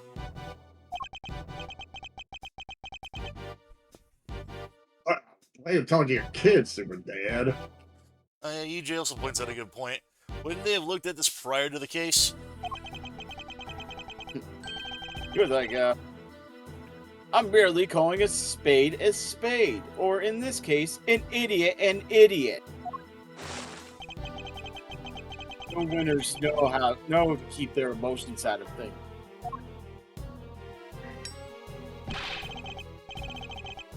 And take no pity on the weak and the foolish, including their own ineffective offspring. I You spent the last who knows how long proclaiming yourself to be a prize-winning prosecutor. But thanks to my little pep talk this morning, you finally know exactly how those prizes were won. It was all thanks to me. Thanks to the power I wield. You never stood on your own 2 feet. You've always been caught first by me, then by Barry. bad. Oh, dry your garbage smiling tear. Garbage smelling. Oh, smelling. No, not that it's a stench that doesn't suit me. Even if it does make me turn up my nose in disgust. Objection! No, you're wrong. I am, my boy. Wrong about what? I'm not the one that smells. You are. Oh, ooh, nice comeback. What did you say? Yeah, you smell, and you don't even realize it. You couldn't hide it even if you wanted to. Sure, take a sniff right there where the finger marks are. You want me to smell it? Is that oil? Yes, and I know where it came from. I know it from somewhere too. It smells of engine oil in here. Guess Winter Senior must be something of a motorhead. That odor tells us something important. Yeah, Tim points out. For a guy complaining about desperate statements, the guy sure blathers a lot. Yeah, and Tim says, yeah, I remember the biker gloves from his garage. Yep. Tell us exactly who threw this piece of evidence away. But I guess my dad's right. I guess I'll never be a real winner. I'll never be able to keep my emotions out of things.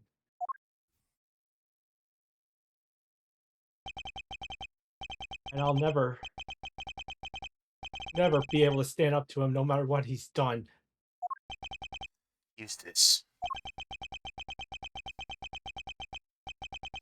Be strong, Eustace. Remember what you told me. You said you were going to be different from your dad. Different kind of prosecutor. And you are a prosecutor. We both are. That's why we're standing here in this courtroom. The prosecutor's highest responsibility is to the truth. See that it comes to light, no matter what.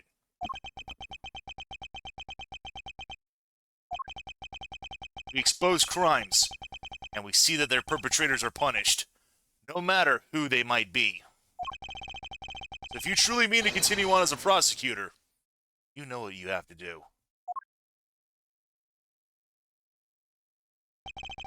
I made you a promise. I said that if you could summon the courage to find your feet again, I'd help you. This isn't something you should have to do alone. I'm here. I'm right beside you.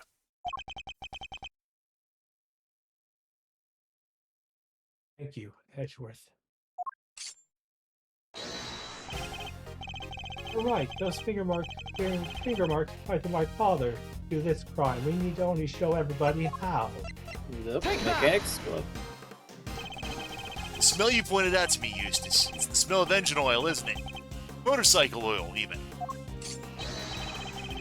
Indeed, and we both smelled it before in the same place. Yes. In Chairman Winter's garage.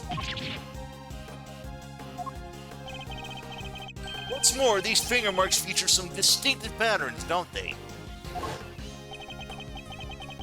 The outlines of the letters D, E, A, T, and H. The same letters that appear on the fingers of these gloves. Objection! Gloves that can be bought in any store. How does that prove anything, dear boy? Objection! How indeed? It's not the only thing that connects your gloves to the newspaper we found. Let's look again at the scrap of paper the bell was wrapped in. Compared to the gloves we found on Chairman Winter's garage, there's a feature that undeniably connects the two. The faded A on the middle finger. Take that! Look at the letter A on the finger. Half of it is missing, exactly as it is in the print of the newspaper. What? I would also like to draw the court's attention to the dirt the gloves are covered in. I think it might be worth having its composition compared to that of the dirt on the newspaper. A match would make for even stronger evidence that the print was made by Chairman Winter's gloves. Officer, have the dirt on these two pieces of evidence compared right away. It's you, Edgeworth, and you, Eustace. Who do you think you are? You're nothing more. You're nothing but mere prosecutor. Alright, Dad, I think it's time you admitted defeat. You suppressed vital evidence, and we just proved that in court of law. You did try to protect the defendant.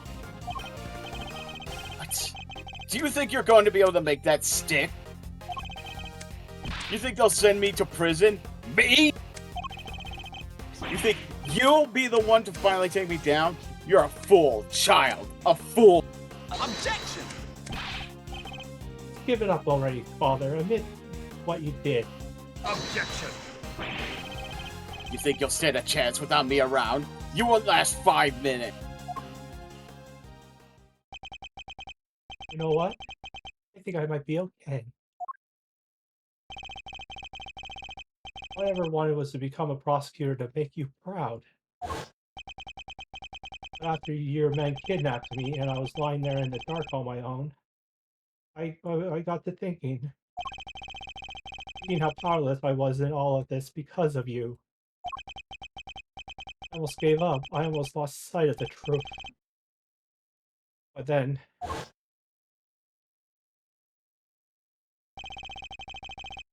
Edgeworth appeared out of nowhere and showed me a way forward. I don't need your approval anymore. I don't need you. After all, I found that evidence on my own, didn't I? My men kidnapped you? What are you talking about? Objection! If the courtroom is as good a place as any to tell you the truth, Father. Be careful what you say to me, boy. You may live to regret it. You're a fool, Eustace, and you always will be. I know you've hated me for as long as I can remember. I want you to know that despite it all, I've always looked up to you as my father.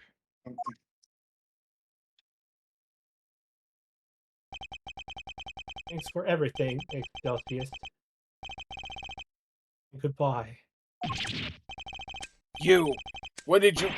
You need me, dang it! You can't possibly use this!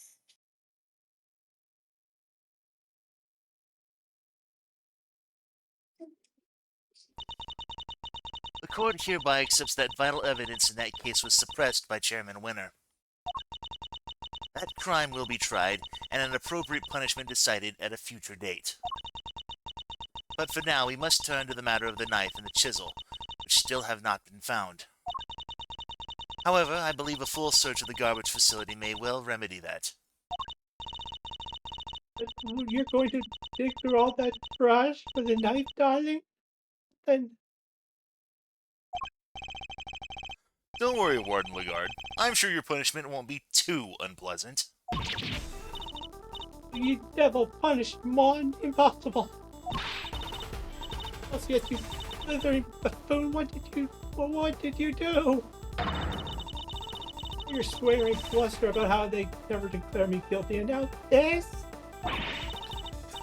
You're the one I went after they arrested me, but because of you made me believe I could trust you. Not only did you kidnap a child and try to help me, it didn't even work. You idiot.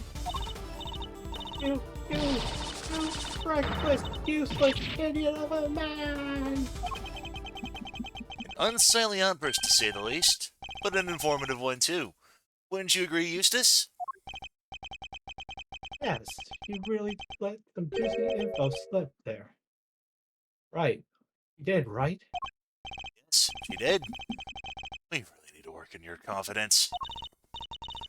Very well, then it seems we may be able to bring these proceedings to an end at last. Knuckle back! Oh, What? huh? Who's that?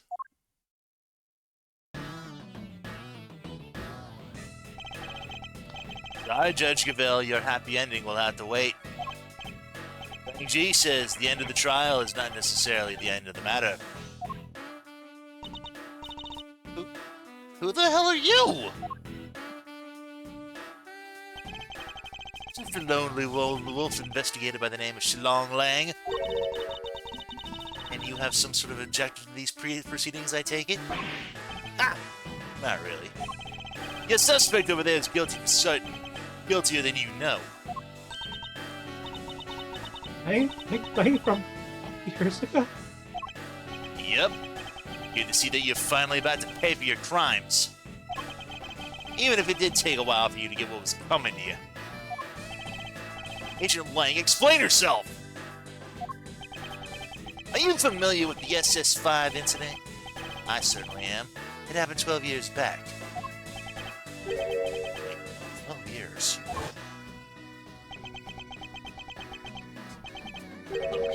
A lot happened, okay?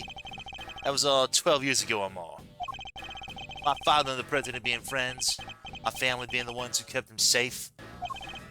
He just changed one day. It was like he became a different person. Now he doesn't trust the police one bit. What happened 12 years ago?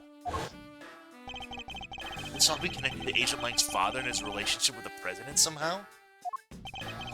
Viva la God and Excelsius Winner. In the flesh. I waited a long time for this day. After all, you're the ones who threw my family name into the dirt. Are we to assume that you have some personal connection to the incident in question? I do. But I'm not here to talk about the past. Not yet, anyhow. Right now, I'm here for you, Gavelle. Hey. You and one other person.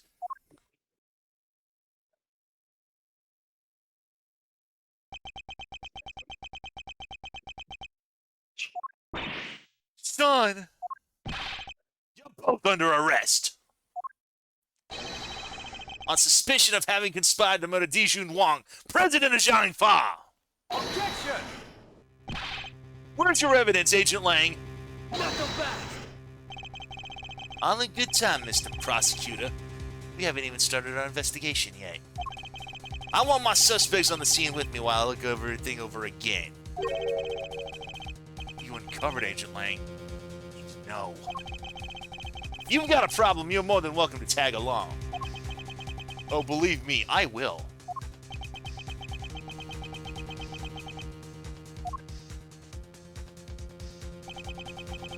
The end of the trial is not necessarily the end of the matter. We certainly haven't come anywhere close to solving the mystery of the President's murder. Or uncovering the truth behind these so-called monster sightings. Now don't worry, I'm counting on you at least trying to track me down. That'll be half the fun. Not that I rate your chances of bringing me to justice particularly highly. Or figuring out who that was on the phone. Yeah, I'd say this matter's far from over yet. To be continued! Immediately. Or, well, it's actually been almost another hour. Still got a couple hours left. Yeah, I'm just saying, like... Let's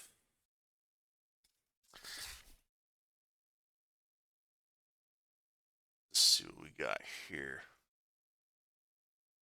How far...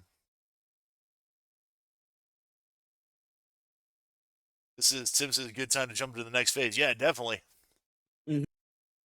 Okay, so we got two middle parts and then the ending. It ended end, yeah. All right. Yeah, let's go ahead and just. I was gonna say take another break, but yeah, we'll just go ahead and we'll just right on forward. We could always take a break whenever we need to. Mhm. Yeah. April 6th, 2:52 p.m. Big building, empty lot. Could you maybe calm down a little?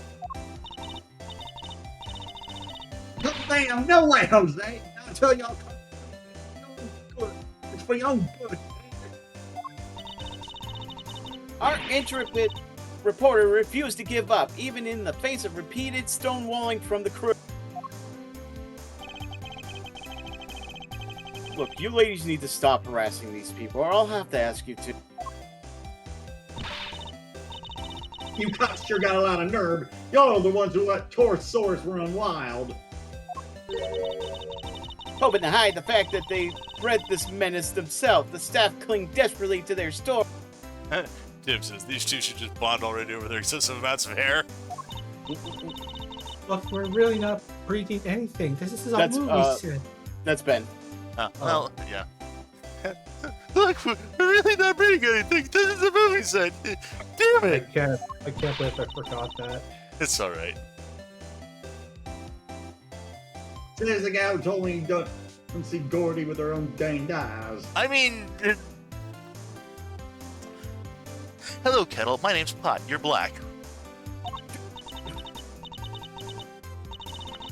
Sure, I saw something, but that doesn't mean we're keeping monsters here.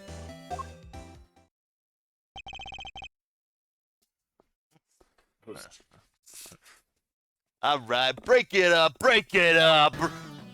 Yeah, it was probably. Yeah, I think it was. Oh, Mr. Edgeworth. It's John. Y'all are on the trail of this here monster infestation too, huh? No, we're on the trail of a criminal.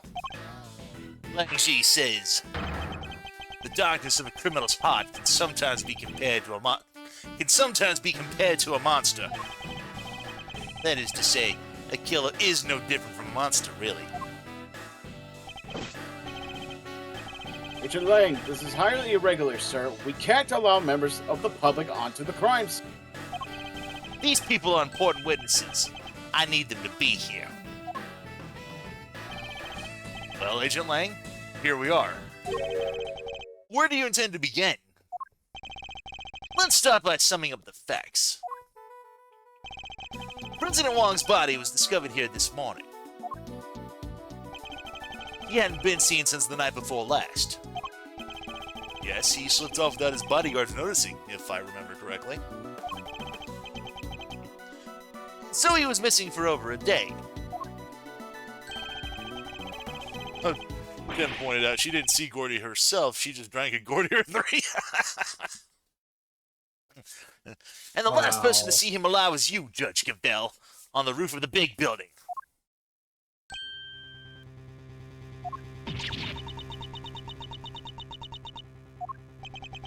Now, why did the two of you arrange to meet? I'm sorry, but I can't say. Even to defend yourself from an accusation of murder? Why? Why can't you just tell us? Please, Judge Gambit, we're trying to help you. Knock him back! Ha! She can't say because she'll only incriminate herself more. I know you had something to do with the president's murder, and I'm gonna prove it. Objection! You said yourself that the body was only found this morning. How do you explain the time that passed between Judge Gambit's meeting with the president and then? Knock him back! It's exactly what I'm hoping we're about to find out. I'm particularly interested in what happened last night. So why don't you tell us exactly how it all went down? Sean Finn! Me? We know you were here on set last night. Where's Sean? We have testimony from the woman over there, and forensic evidence from the footprints that proves it. You came back to run your line, right? What? You were spying on me? I'm sorry, I was just making sure you were okay. It was late. I was worried about you. How many times do I have to tell you? I don't need you to worry about me! Sean, that's no way to talk to an adult. He was trying to look out for you. Apologize this instant. Sorry. I've told you before, I won't have you speaking to people that way.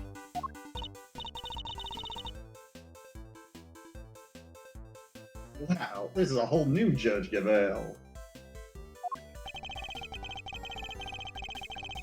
It seems she's just as strict with her son as she is with those who break the law. Are you listening to me?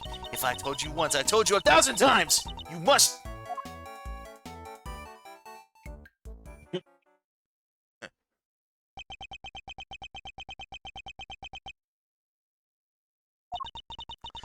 And I want you to remember that, alright? Knock him back! Can we get on with the investigation now? Oh, of course. Forgive me. I don't think I've ever seen her so passionate about anything. I guess Judge Gambit the mother will take getting a little used to. Are we to understand that you're accusing Sean of being involved somehow, Agent Lang? I just want the truth. I need to know why the president was killed. Or by who. I don't care what it takes. I'm gonna find out. I guess it makes sense for him to be so determined. The president was practically family to him.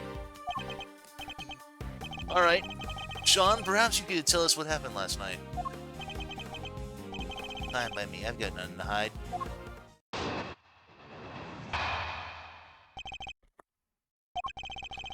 I had a bad day yesterday. Messed up a couple of takes. We were scheduled to shoot the same scene again today. So I thought I'd put in some extra practice. That's what I did. It's just that simple. Not like I haven't done it before. I was fine. Nothing happened. Been rehearsing late at night again? But when I called you yesterday evening, you said you were at the hotel. You called him? Around what time? It must have been 11 p.m. or thereabouts. It's one of our rules. When Sean stays away from home, we have to speak every night. Yeah, well, I wasn't at the hotel. I was here on set. So you lied to me? Yeah. I'm sorry, I'm just getting flashbacks back to my own mom. She hated being lied to. Ooh. Oh, jeez. If you wanted to get her mad, the easiest way was to lie to her. She would get so bent out of shape. Oh, not even funny. Sorry.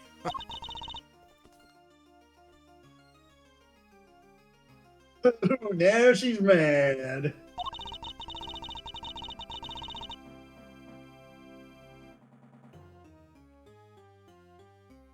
I think it's kind of amazing how hard he wants to work on his acting, though. Nonetheless, a parent can't help but worry. Her child alone late at night? Anything could happen to him. And indeed it did. He got himself entangled in this case.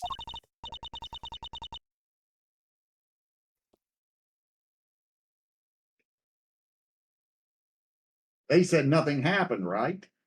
He did. Although I can't help but wonder if he was telling the truth. So you can either present the Torosaurus head, the monster footprints, or Sean's rehearsal tape on the fourth stage.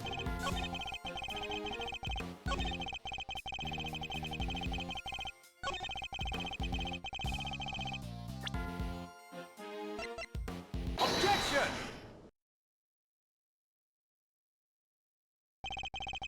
Nothing happened. I'm sorry, but you're lying. This proves it beyond a doubt. How did you... That's right. Your rehearsal tape. What? You have video footage from last night? We do. And if you watch it... you'll see that it was no ordinary evening. That's a footprint there already! There is. And I'm not sure that that's an everyday sight, even on a film set. Come on. Why would you keep this from me? No reason. Not so fast! Liar! That stuff might work on your mommy, kid, but it ain't gonna work on me! Why'd you hide the tape? Sean, you have to tell us. You? Look, I just didn't want anybody to see me rehearsing, okay? I don't like it.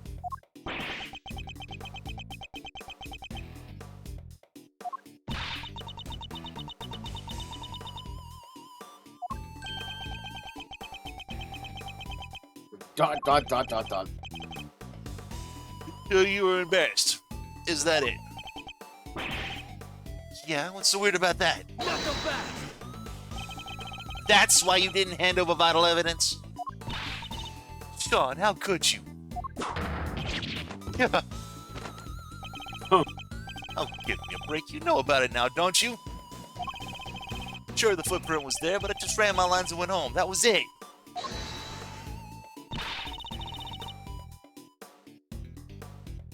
What? And nothing about the giant monster footprint struck you as weird? It's a giant monster footprint! On the set of a giant monster movie. It's not like there isn't all kinds of other weird stuff around here. I don't buy it for a second, Chief. There's something hinky about this kid, sure as I'm standing right here.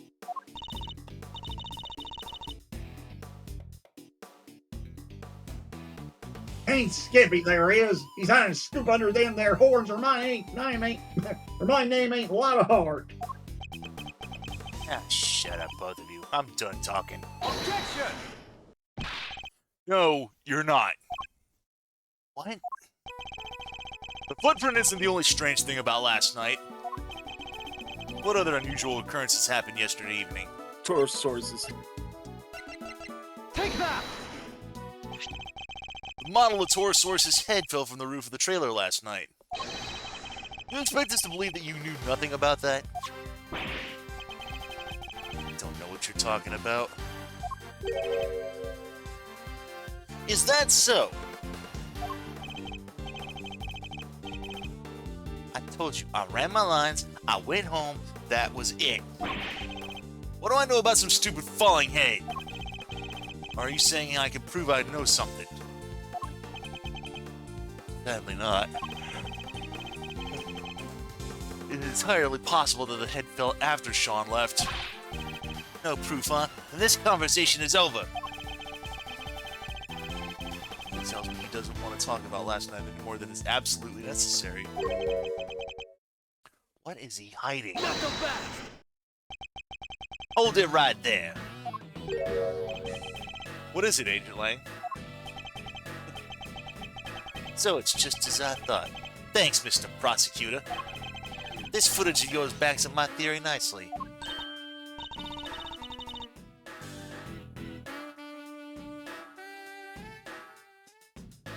What? There was something else on that tape? Yep. Look closely. See the costume up in the top left?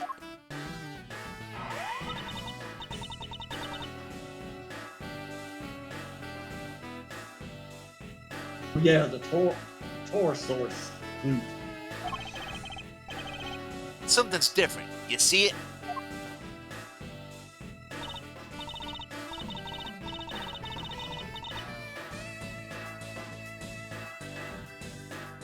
I'm not sure. He's just kind of hanging out and looking a little saggy.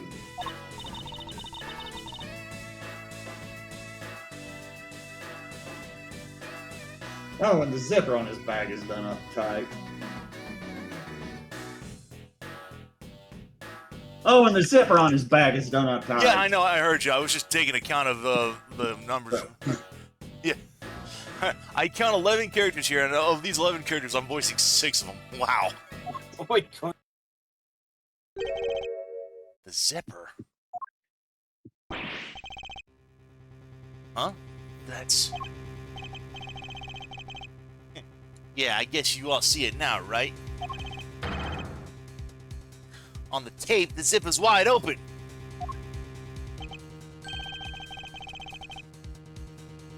Why? Because someone's inside the suit, that's why. What? Mr. Powers, that zipper. What can you tell us about it? Well, we always close it up tight when the suit's not in use. That's right, Mr. Prosecutor. And do you remember something else I said not so long ago? Let me refresh your memory. What if your friend Gavel pushed the president off the big building the night before last? Then came down here to the movie set to hid the body somewhere. Here? But where? There's all kinds of stuff down here. Costumes, equipment, you could hide it anywhere. And then she came back a day later, last night in other words, and took it out again. You're saying the body could have been hidden in the Taurus source suit? That's exactly what I'm saying. Isn't that right, Gavel? You pushed the president off the roof just like I said. Then you hid his body inside the costume. I most certainly did not. Knock him back! Protest all you like. I'm not gonna believe you. You're the only person who could have done this. Objection! I thought we already proved that would have been impossible. The movie set was locked at the time. There's no way Judge Gavel would have been able to get in here. Knock him back! What if she had an accomplice? What? I've got a little theory for you. I think you're gonna like it.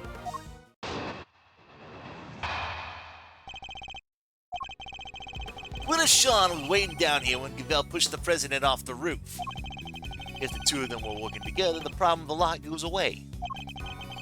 Then they work to hide the body together too, by dragging it over to the Taurus source suit and stuffing it inside. You think the murder was really that carefully planned? It was the assassination of a world leader. It could only have been carefully planned. Overruled! Suggest that Sean could have been involved in this. It's unthinkable. Knock him back! You're my prime suspect. What makes you think I'm going to listen to a word you say? What about motive? What reason would either of them would have wanted to do that? What reason would either of them have to kill President Wong? Who knows? But we'll find out soon enough. She was the last one to meet with him, and she won't tell us why. Pretty damn suspect. Even you have to agree with that.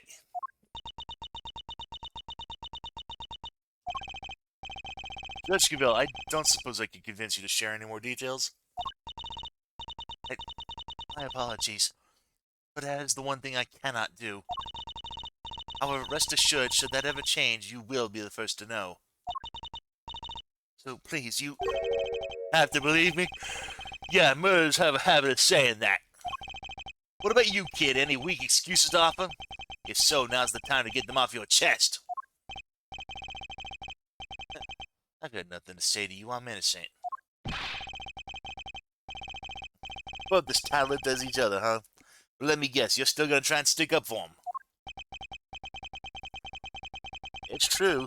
Judge Gavel's actions certainly do make her seem suspicious. But nothing she has told us amounts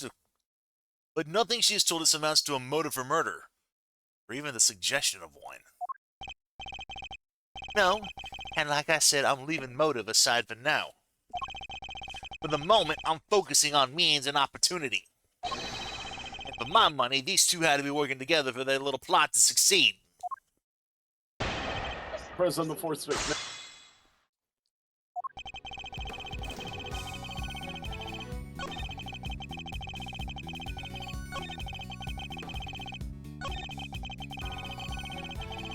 Hold it!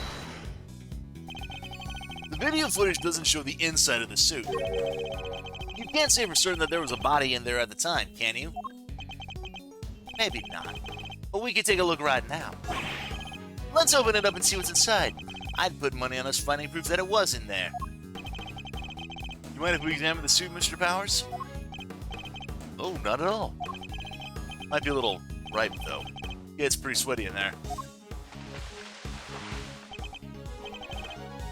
Huh, it's filthy.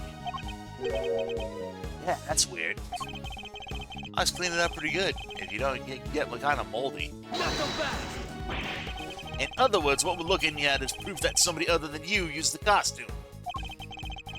That done, they must have covered the body. Because the president was lying right in the middle of that footprint. He probably would have gotten pretty dirty. Exactly. Well, everybody happy? The inside of the suit's covered with dirt. Must be from when the body was hidden there. So on this statement, you want to present the crime scene note.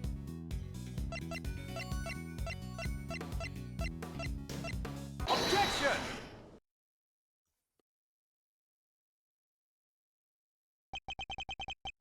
So our assumption is that the inside of the suit is dirty because the dirt came from the body. Would it be safe to say that that's the case? Why? Is there a problem? Part of the suit directly in front of the opening is particularly dirty. Yeah, it really is. But look at the victim. The area of his body that would have been in contact with that part of the suit isn't dirty at all. If the victim had been crammed in there as you suggest, his chest would certainly be covered in dirt. Fine. So what's your explanation? How did all that dirt get inside there? You're not wrong. He was just put inside the suit backwards. Based on the videotape, there might have well been somebody in the suit at the time.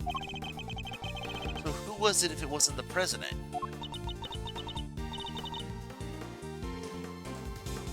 Come on, Kay. Hey, where was it? Something the matter, Kay?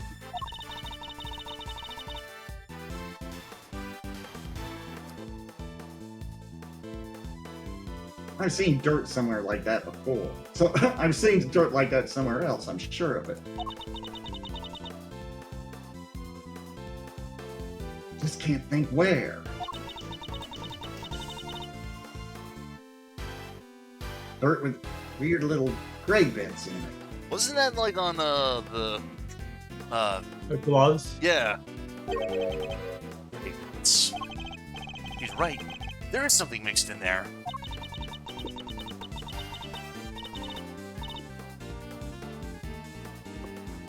It was stuck to something. It was stuck to something else we looked at. Lots of it. Stuck to something we looked at. An item of evidence, maybe. Probably worth checking. One of the items we found have a similar kind of dirt stuck to it. Yes, it does. Yep, take a look. Take that! As Kay pointed out, the dirt in the suit contains small flecks of something gray. Uh-huh. And? We discovered similar flecks stuck to an item belonging to someone we recently had dealings with. The item in question being these gloves. You're right. The dirt does look similar. But So what? What are you saying this stuff is? What exactly are these gray flecks of yours? I believe the gray flecks are concrete. Concrete. Surely they're flecks of concrete.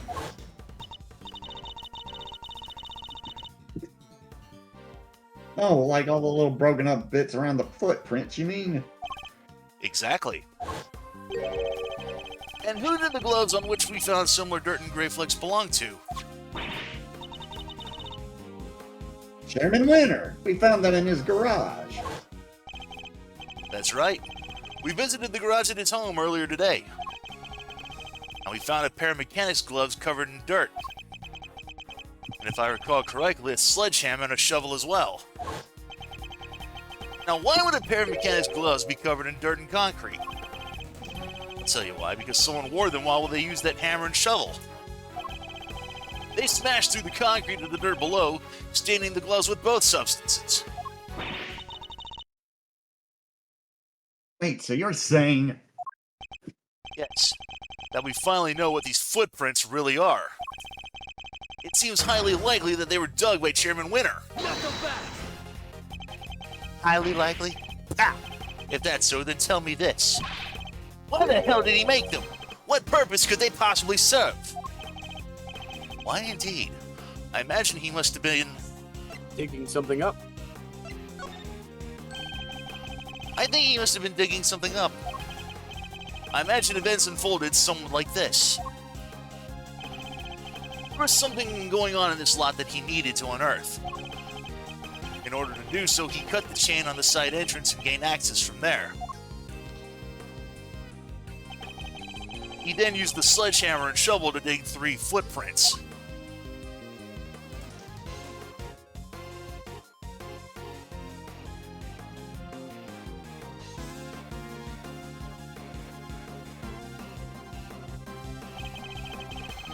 What he found, when he found what he was looking for, he bagged it up and filled in all the holes.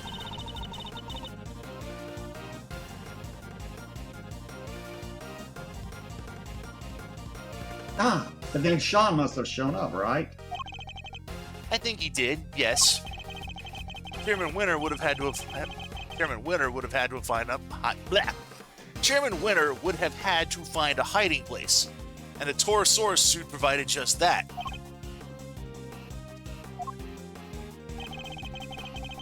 You got all that from just a pair of dirty gloves?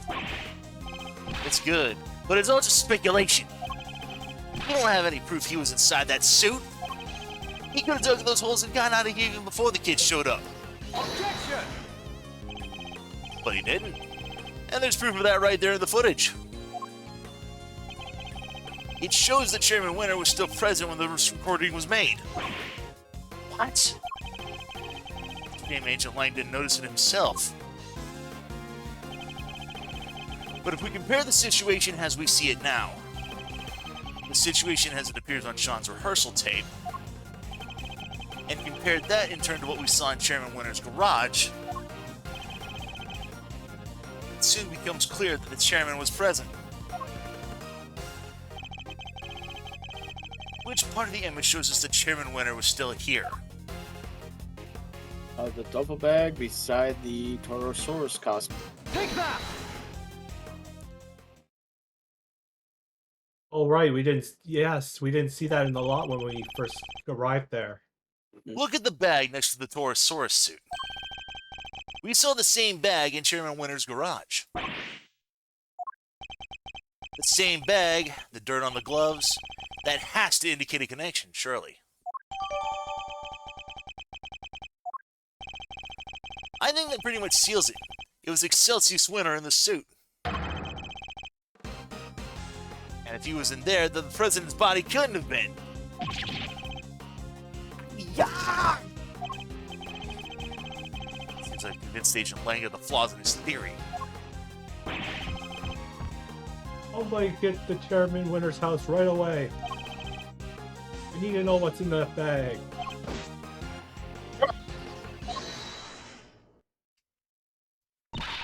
Oh, but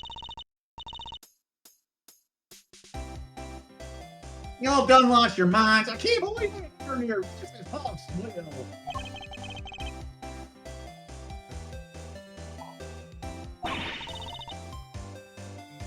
Them's right there's Torosaurus footprints, dang it! Ain't no holes done right, no gold guy.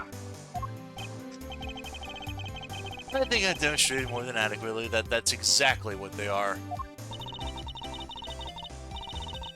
Don't matter to me none what you just did. I don't believe it, and that's that.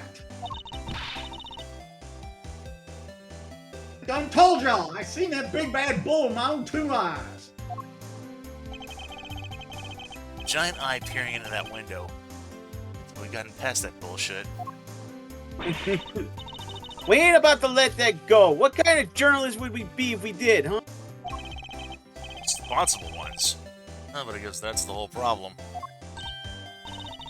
Wait, ain't like it was just about the footprints, no? You ever seen fraternizing with one of them? They're mine. Ain't that correct, young man?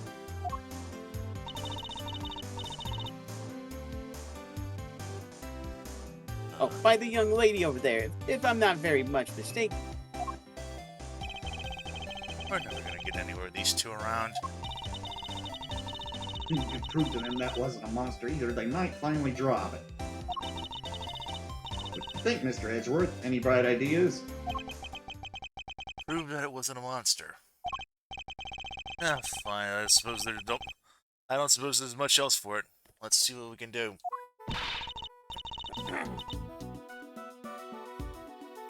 What are you two whispering about? You're hiding something, ain't you? Admit it!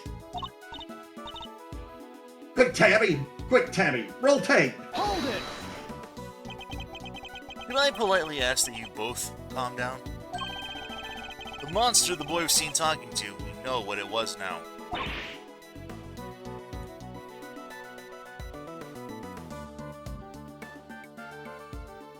Huh? That's right. Sean's rehearsal tape finally cleared up that particular mystery. Well, it did? The point at which Miss Nichols thought she saw Sean with Gordy. That would have been right when he was making his rehearsal tape. I think she mistook a certain object for the legendary creature of the lake. Your so-called monster is right here in this photo.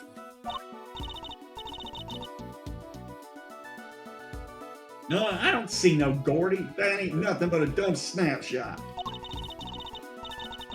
You're talking to a pro here. Can't fool me with no trick photography. What was Miss Nichols' Gordy, really? The camera crane. Take that!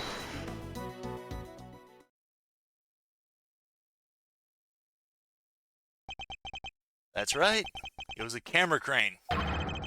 That is what Miss Nichols saw, not Gordy.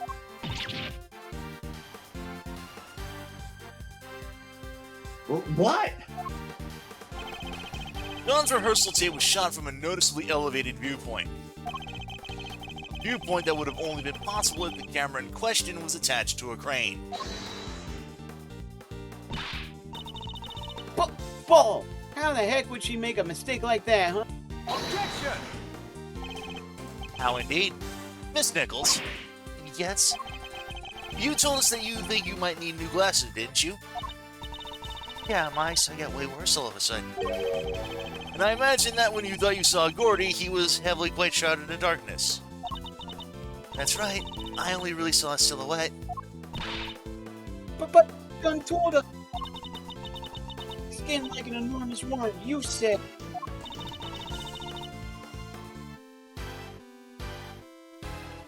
Y'all about to try and tell us your precious crane grew up and grew crane. Oh. Y'all about to try and tell us your precious crane up and grew skin somehow? Ain't even no flesh on them that their metal bones, let alone skin. You're entirely correct, of course, about the crane as it was in this particular picture anyway. But it did have skin of a sort last night. Hold it! I knew you were a scoop hater, but this is plumb crazy. You want Tabby and me to starve, is that it? That wasn't my intention at all. But I do think it's time I finally put both of them out of their misery. Gordy's skin is right here in front of us. It wasn't skin at all, it was this. Corey's, Take that! yeah, the waterproof. Vinyl. Nichols told us it seemed likely to rain last night. That never happened in the end. But I think Sean may have covered the crane with rainproof sheeting nonetheless.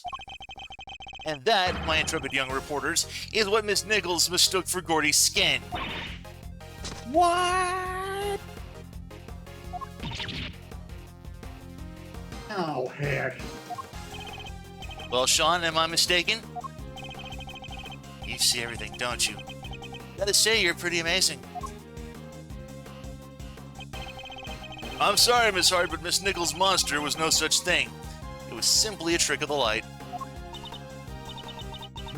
Just like that, the dream dies again. Chief.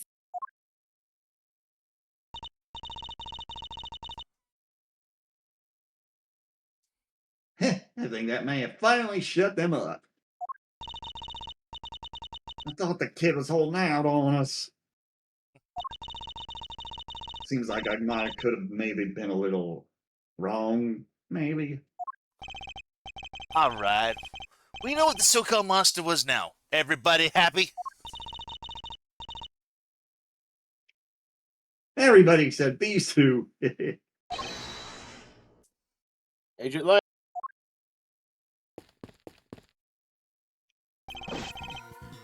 The president autopsy report is out. It is? Let me see it.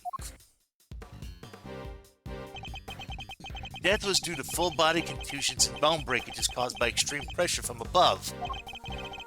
So we've got a cause of death. He was crushed. Just as we thought.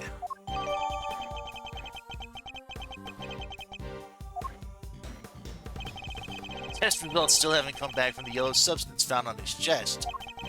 But they did find gunshot residue on his right hand.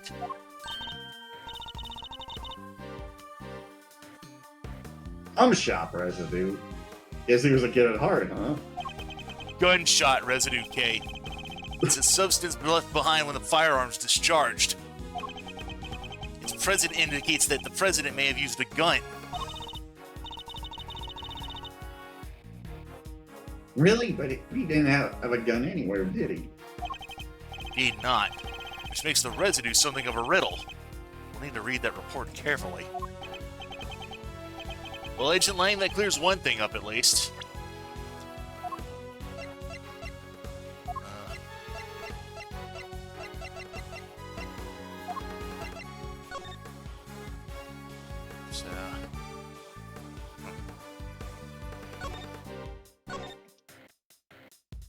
I didn't think there was any...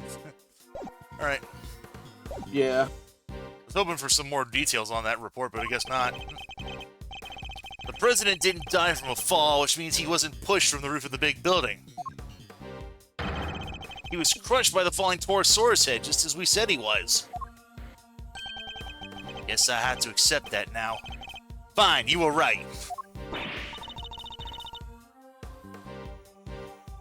Amazing. So does that mean Judge Gavelle isn't a suspect anymore either? Surely it must. Both the cause and time of death rule are out. He met with the president the night before last. But the autopsy report puts the time of death at around 11 p.m. last night. And we know that the Torosaurus head fell around then too. The facts all line up perfectly. What a relief. Not so fast! Sorry. Might be a little too soon to celebrate. What? Sure, I think we can accept that the falling head must have been what killed the president. But that begs the question of what could have caused it to fall. Or who. We know what happened late last night. So we have to think about who was here at the time. Overruled! What are you getting at exactly? You can't mean... I'm afraid I do. You did it, didn't you? Gone, Ben.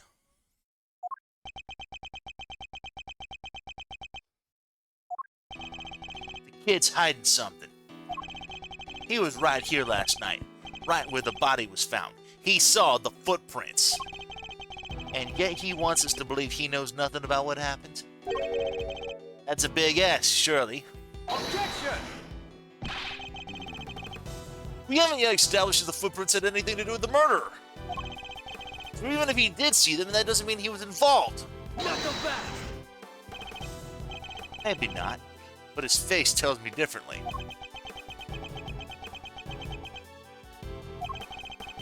As is the fact that he's shaking like a leaf. It does seem like Agent Lang might be onto something, but I don't think Sean's gonna talk. Fine, keep your mouth shut, kid. I've got a better idea. Why don't we let you tape do the talking? What exactly are you planning, Agent Lang? Police has some pretty sophisticated image analysis tools these days.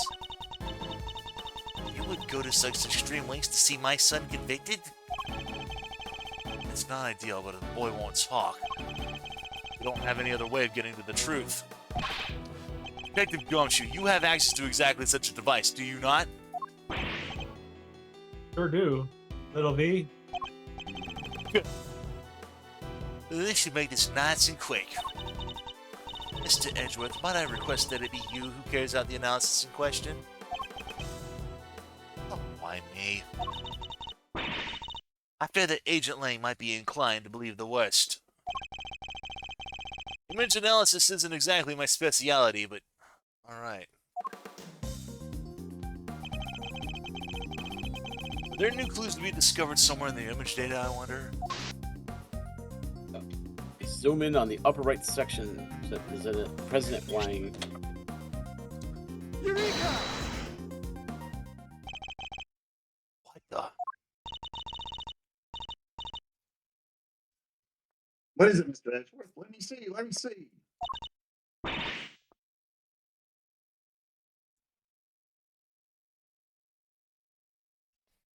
Him? Eek. What is he? What's the matter? Show me! Mr. Edgeworth, the court asks you share your findings.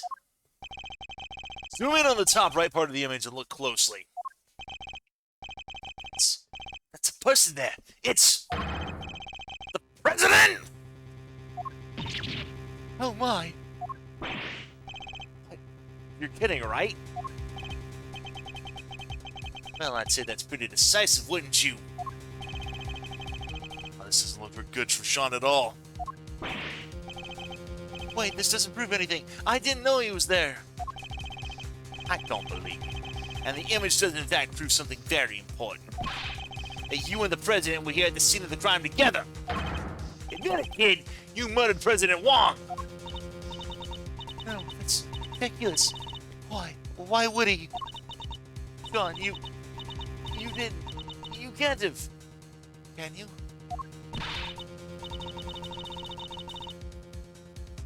What do we do, Mr. Edgeworth? It's hard to push back against footage like that.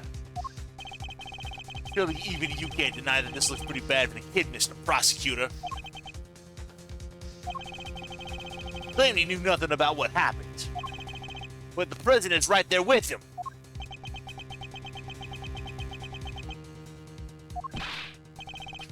Sean, what are you not telling us? We have to know. He's right, Sean. Be honest now. It's the only way.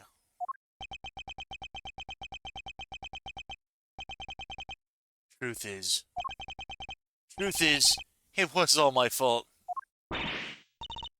Sean, what did you do?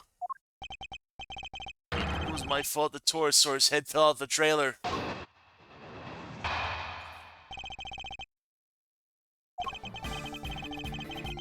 I went up on the roof of the trailer to prep the kit I was using, and I turned on the heater while I was there.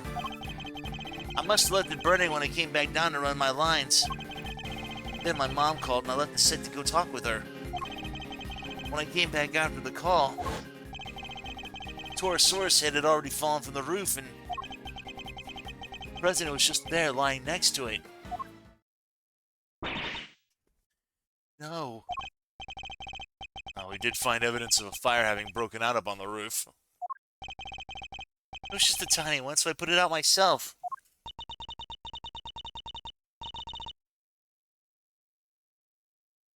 So we're saying the president died because of Sean? He did. That would make this whole thing just an accident. What did you do with the head after you found it on the ground? I took it apart, carried the pieces up to the roof, and put it back together again. Not so fast! So you're saying you put out the fire and moved the head back to where it fell from? In other words, you tried to cover your tracks. You're a real piece of work, kid. It's not like I did any of this on purpose. I really just forget to turn the heater off. Yes, and when the fire had burned through the legs, the table would have collapsed in the head.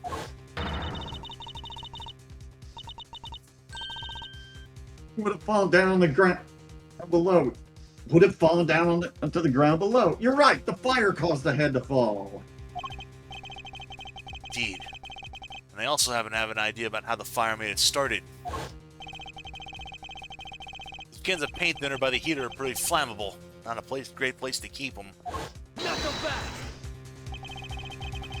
And you swear it was an accident? Seems a little convenient.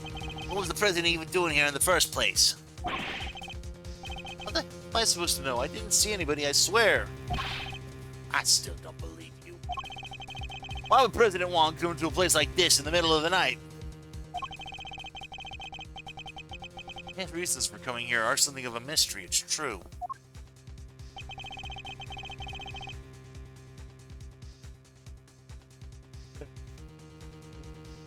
He didn't even say that if he took the head apart, he would have found the body as it was down there, yeah. I met Judge Cavell up on the roof 2 nights ago. But he was also here on the movie set last night. Did he just come to meet Sean? I think we need to go over the boy's statement very carefully indeed.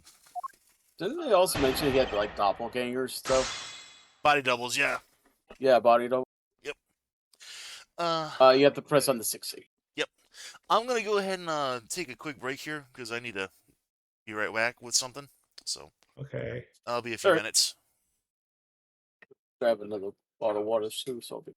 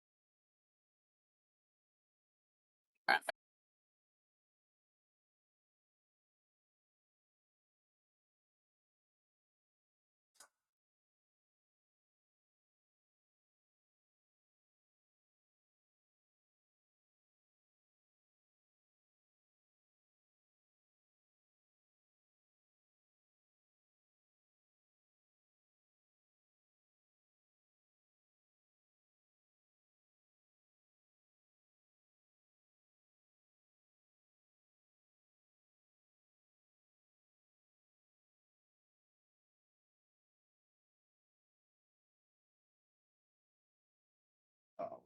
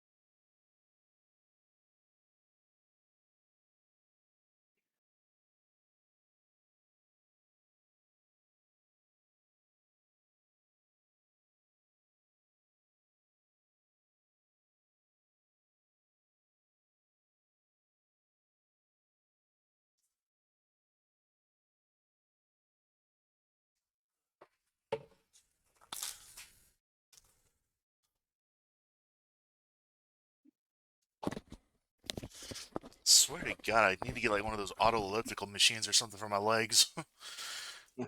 Just get something to keep my feet busy, so I'm like sitting down, and get some of my legs to do so I'm not like fucking having to suffer through restless leg syndrome or something. you could just randomly kick them up and down. I don't know. Probably, but it also, While you're in your seat, but well, it doesn't like also help I'm that my freaking belly's in the way because I'm a freaking huge, freaking huge dude. Well, I mean, I guess anything's better than just whatever. Anywho, said press the sixth statement. You said right. Yeah. All right.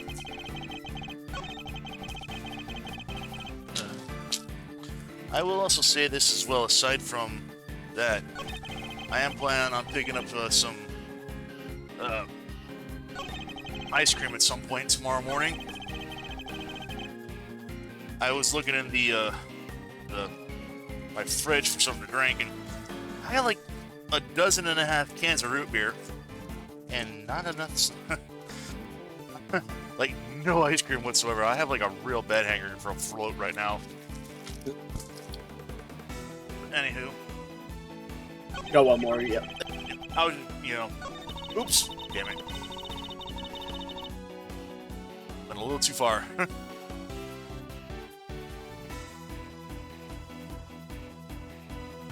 But You wanna where's read- the big fire strike coming back and seeing a dead body just lying there?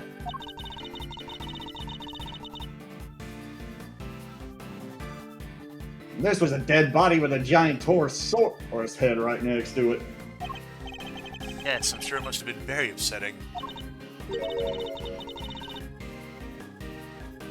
But it does sound like it was an accident, right? Yes, at least it does the way Sean tells it. I'd like to know a little more exactly about how things looked around here at the time. Let's try not to. Hold it! Did you notice anything unusual about the body? I don't know, it was dark.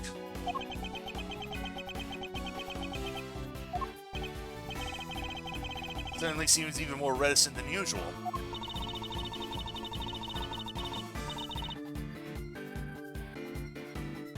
I don't think he wants to go back over that memory any more than he has to, Mr. Edgeworth. Yeah, I wouldn't want to blame him. I'm sure he doesn't, but is that really all it is? Could I push him a little more on this? Yup. It was dark, but you knew it was a body nonetheless. He's hiding something. Better find out what. Most people would cry for help if they saw a body, they saw somebody lying on the ground. And yet, you didn't. Yeah, because what was the point? He was dead. So you said. What I'm interested in how you were able to be so sure. Why were you certain he was dead?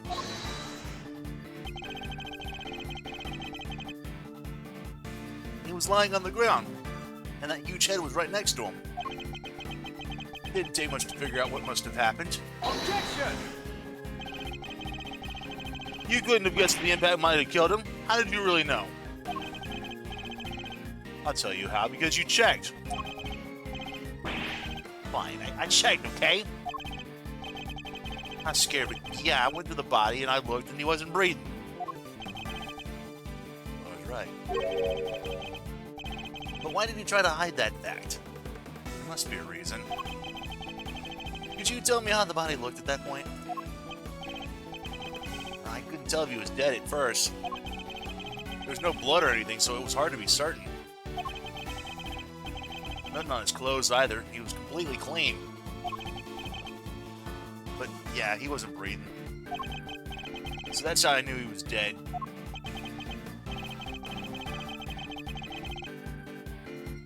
Thank you. I'd like you to add that statement to your testimony, if you don't mind.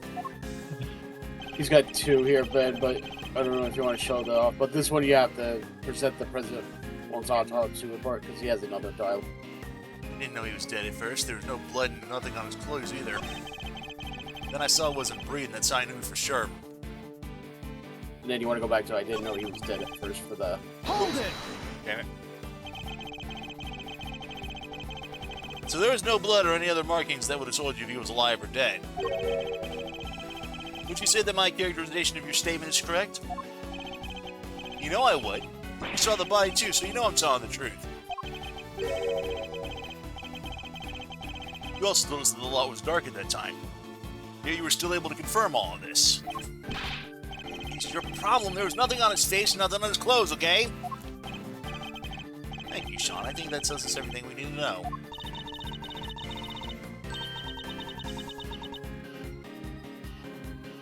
Mind all the focus on how clean his clothes were. Mine are freshly washed at least. Perhaps you can give us a few details about how exactly you confirmed the president was dead. I couldn't just tell from just standing there.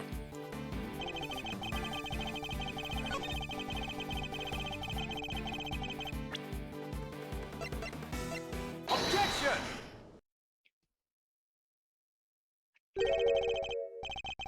Nothing on his clothes? Nothing at all. Yeah, nothing. Why? Is there a problem with that? There's something you're clearly hoping we've forgotten. What are you talking about? There isn't. That's not true. Unluckily for you, we remember it rather well. I'm talking, of course, about the yellow speckles on the president's chest.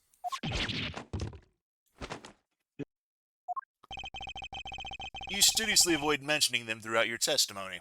An absence I find suspicious, to say the least. I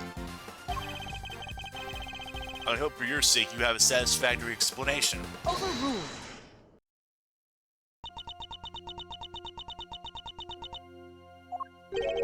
Judge Gabel?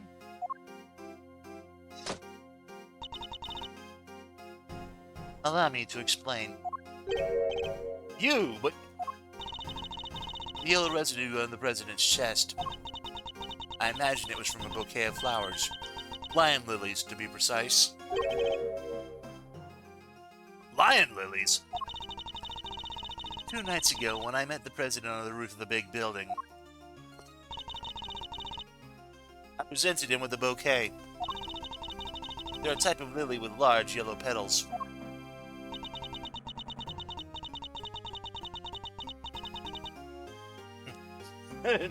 E.T. Nothing at all. Nothing at all. Nothing at all. Stupid sexy Flanders. I imagine that the substance on President Wang's chest was pollen from those flowers.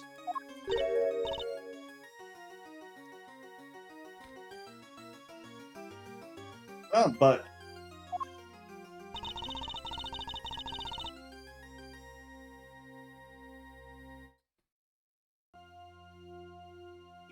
they're not up there in the printout from the security camera.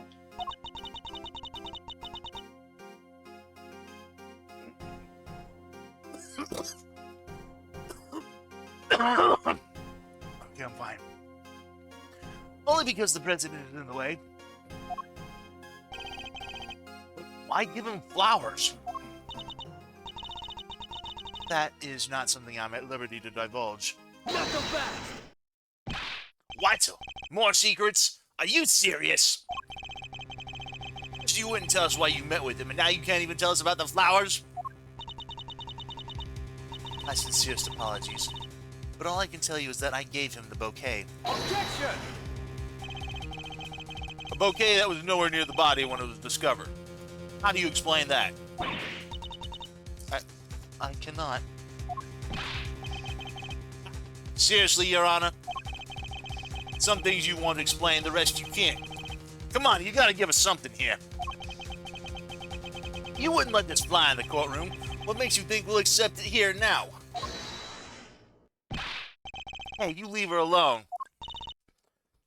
Sean, I threw the flowers away, okay? You did, so they were there when you first found the body. Yeah, they were right there on his chest. They were squashed completely flat.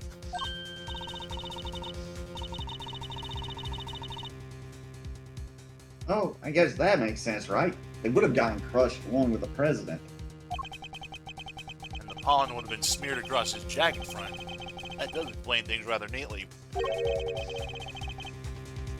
But why remove the Oops. But why remove the bouquet and dispose of it? No reason. He's almost as invasive as his mother.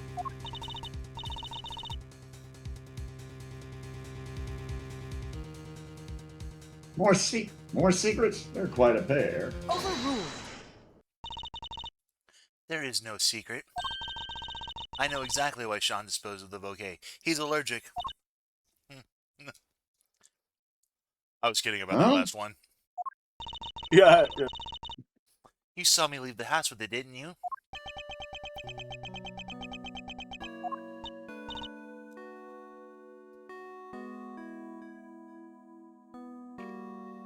Oh, I get it.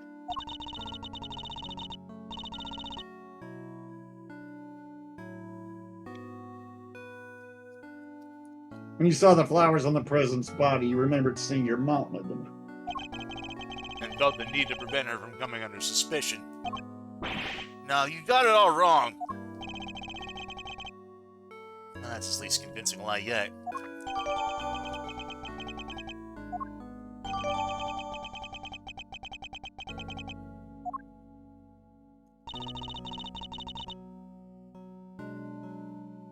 I often decorate our home with lion lilies. I imagine that's why he remembered. Not so fast! So the flowers his mother was carrying showed up on the president's body. And because of that, he got rid of the bouquet and kept quiet about having discovered the corpse. Yeah. Well, that ties everything up nicely now, doesn't it? A little too nicely for my tastes.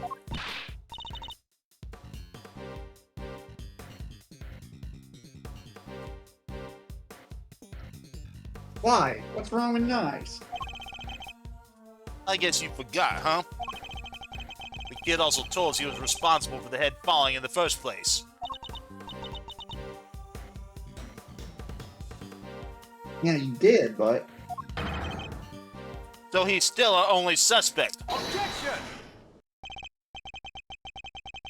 Even suspicious still seems to be pointing firmly in Sean's direction. However... Wait. I can think of a far more likely culprit than the boy. What? Who? The person who was holding Sean captive until only just a short while ago.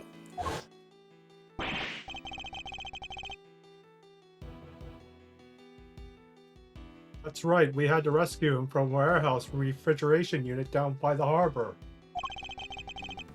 A refrigeration unit in a depot. Yeah.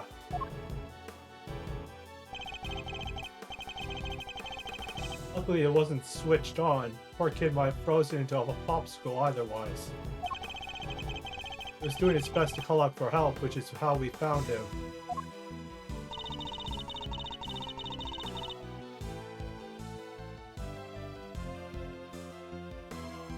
the sedatives had worn off by then, so he was wide awake and plenty loud. Sedatives. Isn't that what you were given too?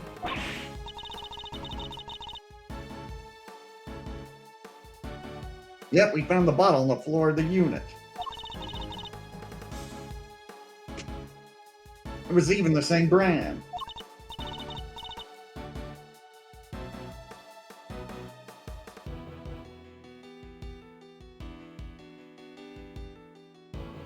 Three Z's, apparently super strong.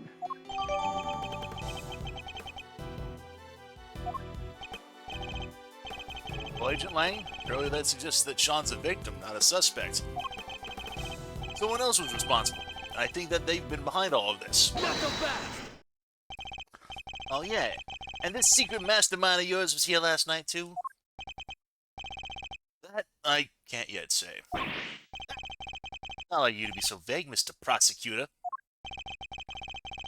Sadly, we just don't have anything to tie to our mysterious kidnapper to the murder of the president. So is there anybody else? Someone other than Sean who could have committed the murder? Of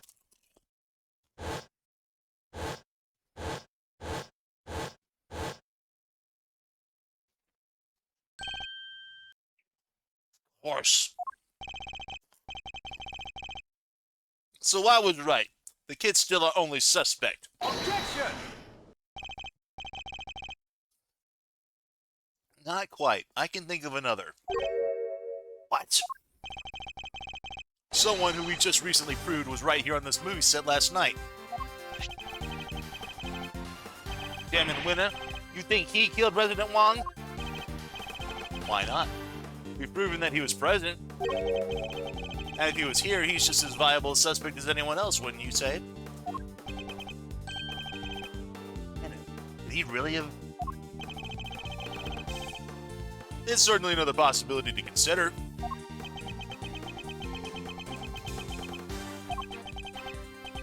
12 years ago, he was... that number again. Look, a lot happened, okay? This was all 12 years ago or more. My father and the president being friends, our family being the ones who kept him safe.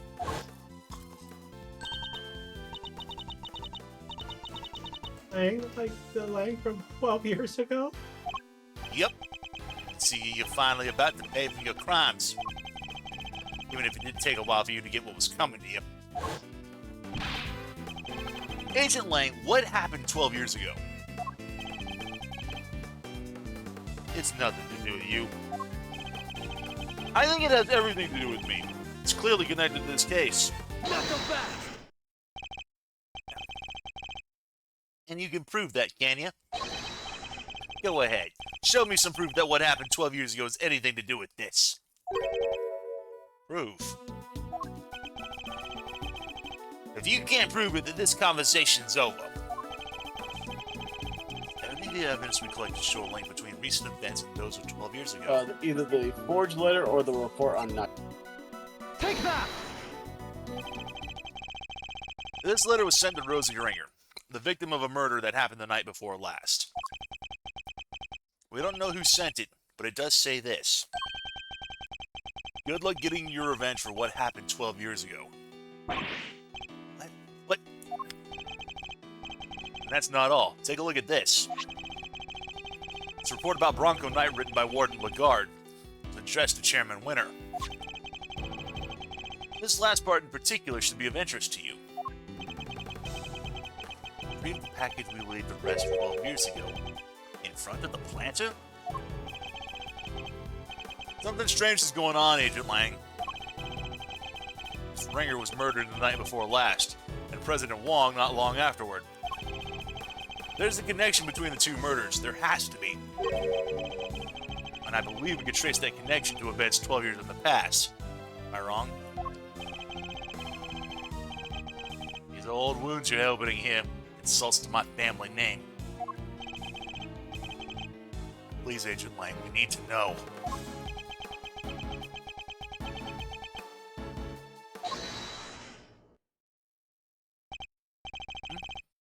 Who on earth was that? Joseph? Oh. What are you all doing here? Came to find you, sir. You were looking for the incident from 12 years ago. Idiots! I'm not your boss anymore. Get back to your duties right now. We can't do that. You're disobeying a direct order? This is another Men in Black guy. Please, sir, I'm begging you. We all are. You have to reopen the investigation into the SS5 incident. You know you can't let it go until you figure out what happened, and we can't either.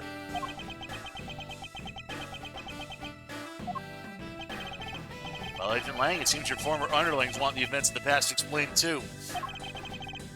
You think it's that easy? That you could solve the case just like that? I think we can. Together. Ha! Well, alright then. Offer accepted. Shameful, shameful, shameful.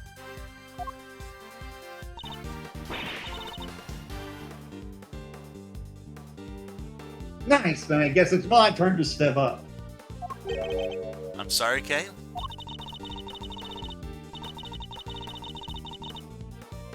You're looking into a case from the past, right? Yeah, I just happen to have something that'll help with that. Ah, you mean Mr. Deep. Sure do. If you can give me the details of the incident, I can rustle up a little simulation for you. Sadly, we don't have the files relating to the case. Huh? How come? Access to those files is restricted. They're top secret. Really? Why? Beats me. Somebody must have something to hide. Even I've never seen them. Everything I know, I read in newspaper articles from the time. Well, that's fine. Just tell us what you can. All right. The SS5 incident happened on a winter's day 12 years ago, February 10th to be precise. Police received a call directly from the kidnapper. I've got the president of Zhang Fa. So he was kidnapped? Yeah. SS5 is the official designation of the president's kidnapping case. The kidnapper wanted $100 million.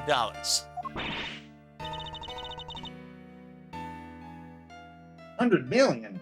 Money even is that? There's one digit off from $1 billion, actually. Oops. No. It's. I'm making a snarky comment. 100 million is actually indeed one digit off. It's like, what? So a million is a 1 followed by 6 zeros. A billion is 1 followed by 9 zeros. Oh yeah. 100 million is basically just 1 followed by like 8 zeros, basically. So. Yeah, even EJ's confirming it. 100 million has 8 zeros. The last person to see the president that night was my father. They were together at the embassy of Zhangfa until midnight on the 10th. Yeah, I did think I don't think I read out Edgeworth like more than you can imagine, it seems. Anyway, yeah, EJ says it's 1 order of magnitude smaller than $1 billion. Yeah. And nobody knows what happened with the president after that until he was kidnapped. Our government did everything they could to scrape together the money. They were desperate to save him. And in the end, they succeeded. The money was handed over, and the president came home safely.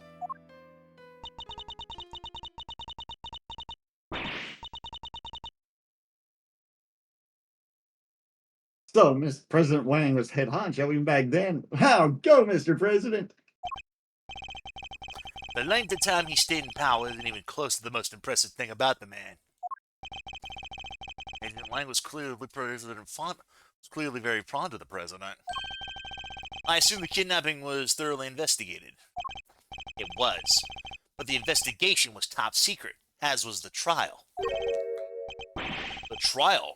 So a suspect was arrested? Yeah. None other than our friend Fifi Lagarde.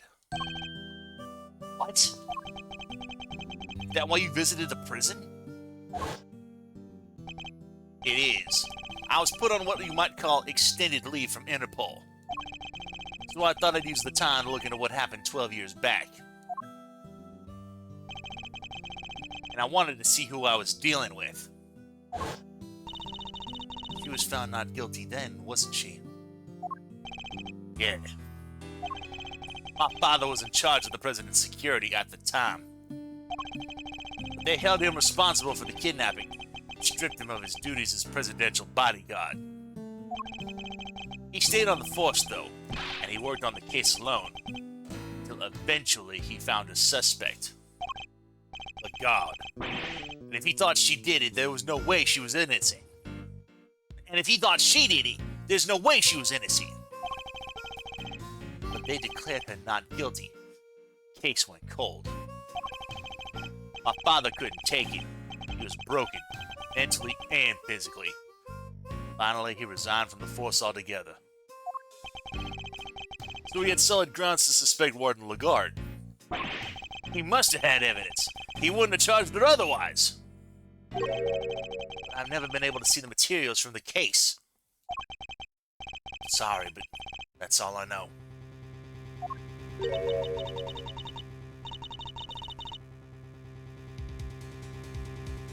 What do we do, Mr. Edgeworth? This is useful information, but Oh yeah, I'm sorry for skipping a little ahead there.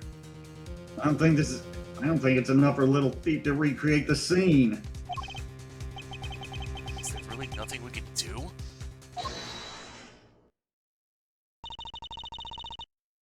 You look like you could use a hand. Who's this now?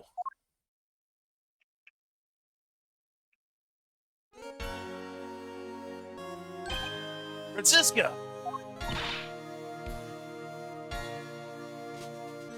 And Mr. Fender.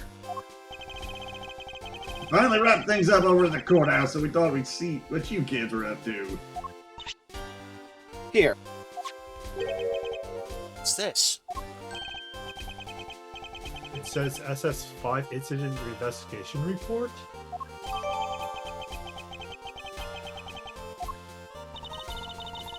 When Phoebe Lagarde mentioned an incident from 12 years ago earlier, I couldn't help but wonder. So I decided to look into it, and this was what Interpol provided. Nice work, Francisco. Don't get the wrong idea, Miles Edgeworth. You're no longer a prosecutor. I didn't do this for you. I did it so that a colleague could solve his father's final case. I owe you, sis. Everything related to the SS5 incident was supposed to be top secret. Yes, but that classification was applied by the prosecutor in charge of the case, Excelsius Winner. He was the prosecutor in charge? Yeah. Don't worry.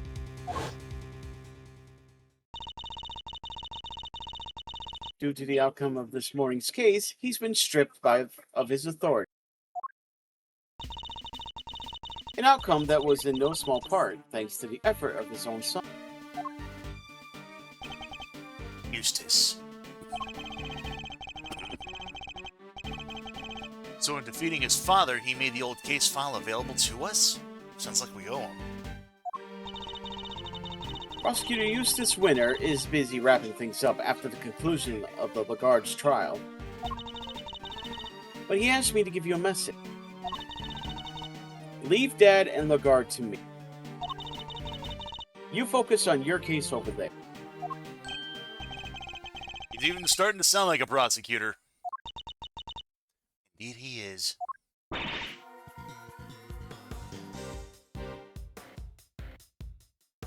All right. Now we have the case file. I can recreate the scene, no problem. Excellent. Let's get started. According to the file, the incident occurred exactly where the plaza is now.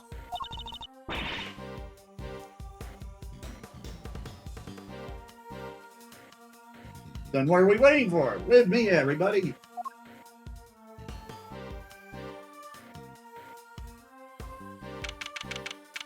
April 6th, 3:25 p.m. Big Building, Plaza.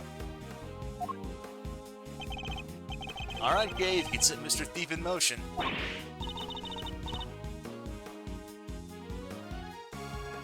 Sure, it looks like there's more than enough here to work with.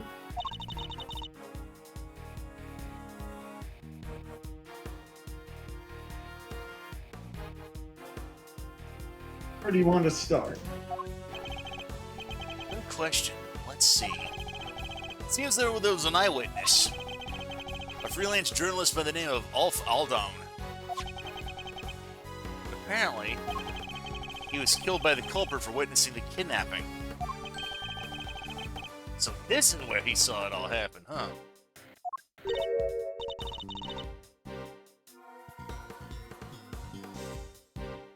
Here, as in the big building?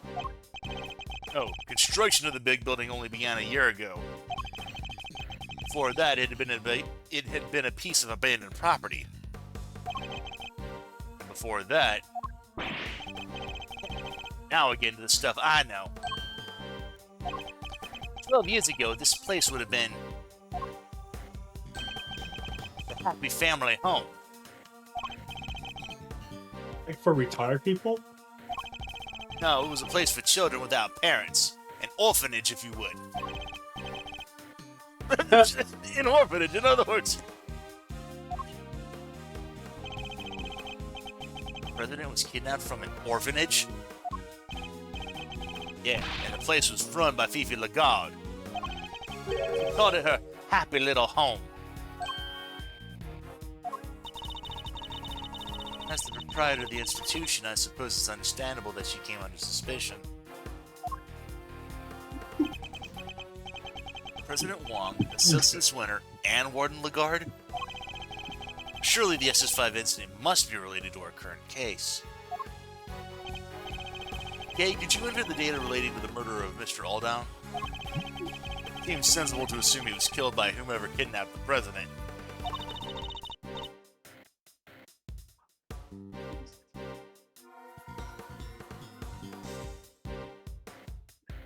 I just realized I had the perfect opportunity to make a bad dude's joke, and I didn't. I let it slip right past me.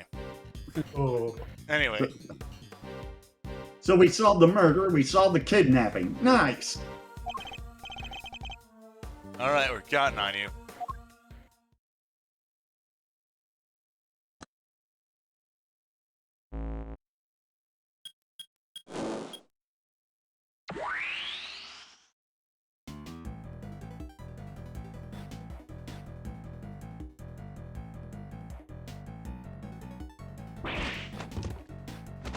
Oh yeah, he hasn't seen this. What the heck is this? When did I grow to become so blasé towards people's reactions to Mr. Thief? What we're seeing here is the front yard of the orphanage as it was 12 years ago. At least, as far as the police reports describe it. Yeah, this is how it looked when they started investigating at 7 a.m. the morning after the murder. And it seems it had been snowing. Yeah, from what I heard, the footprints wound up being pretty important evidence. Snow fell in the daytime the previous day. In other words, before the incident occurred. Meaning that none of the relevant footprints would have been obscured by new snow. I think we'll need to pay these footprints some special attention. I want to begin by examining the body of Alf.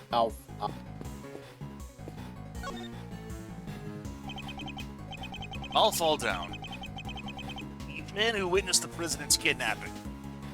And Tim says, now we just need to have someone called Ash Posey for the full set. What exactly did he see? someone by the name of London Bridges.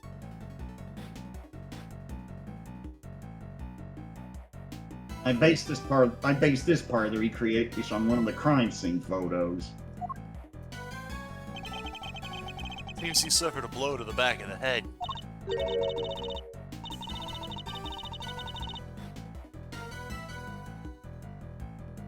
Yeah, from that brick right there. They figured it must have been taken from here in the yard. Looks like the blood flowed from the head wound and spread over the surrounding area.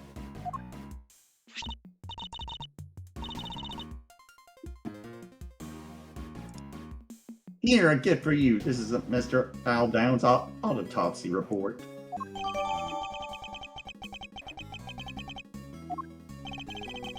Let's scour the scene and inspect anything that catches my attention. Yep, examine the body. I'll fall down. Freelance journalist. Killed after witnessing the kidnapping of President Wong. Even in the recreation, it's pretty gruesome, huh?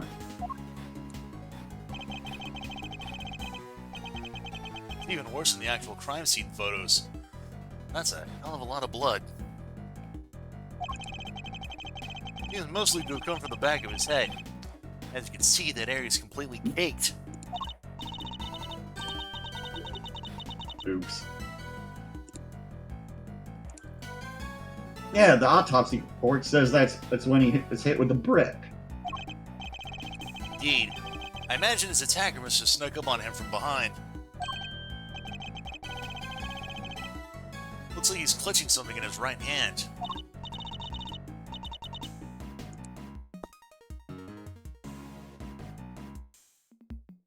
Oh yeah, they mentioned that in the file somewhere. Let's see.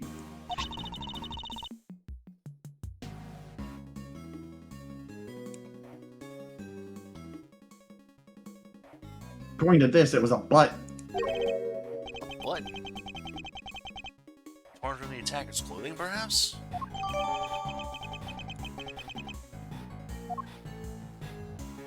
Right, next, examine the camera. So the victim was carrying a camera.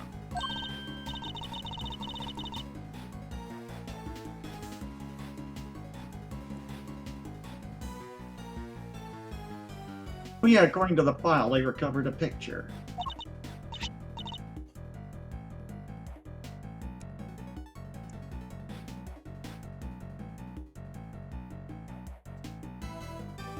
Yeah, here we are. That's... It's the president, right? Someone's pointing a gun at him.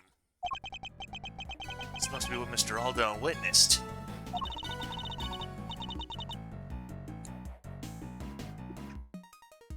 So the person in the trench coat is a kidnapper?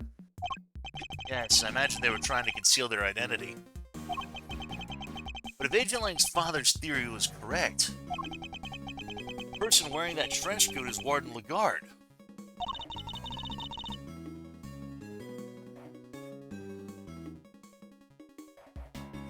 How come they only found the one picture? He probably wasn't able to take any more than that before he was attacked.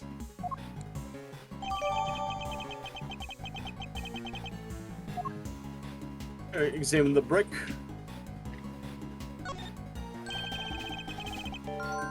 This was the brick used in the murder.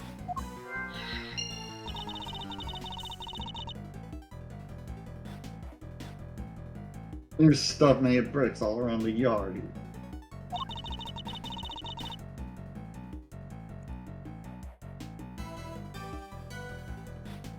They probably took it from somewhere nearby, huh? Examine the cell phone.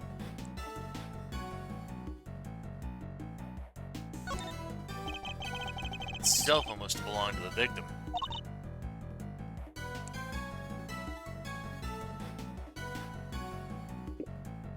You're right.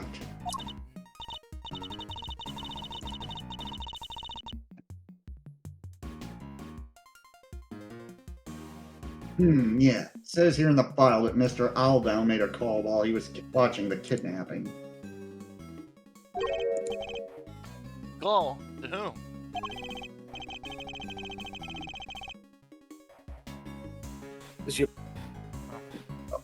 His girlfriend. Seems he called her when he saw that the president was there. But she didn't pick up, so he left a message. That's in here too, if you want to hear it. Please.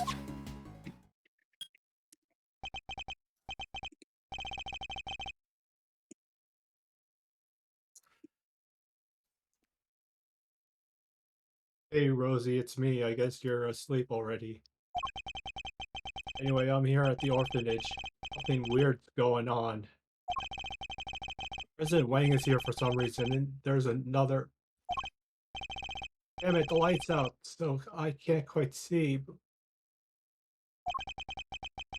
It looked like he was being kidnapped. Anyway, probably nothing, but I thought I should let you...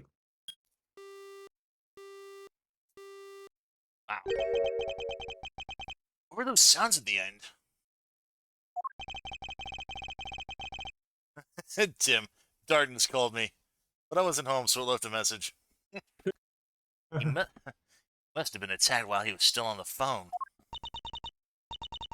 Agent Lang, can I ask you something? Mr. Aldown's girlfriend, what was her name? Ringa. Rosie Ringa. At least, that's what I heard. Just as I thought. Wait, you mean... Her revenge for what happened 12 years ago. All Miss Ringer with was the memories and personal effects of her lover. And so, seeking revenge on Chairman Winner, she made her appearance at the auction.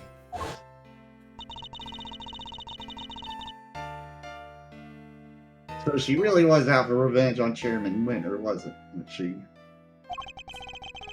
Perhaps it was for suppression of the kidnapping.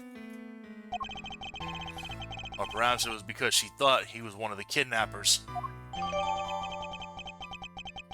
Just so you notice, just so you know, notice that flower in the evidence. On the Yep, crime that's scene. gonna be the next thing you're gonna look. Yep.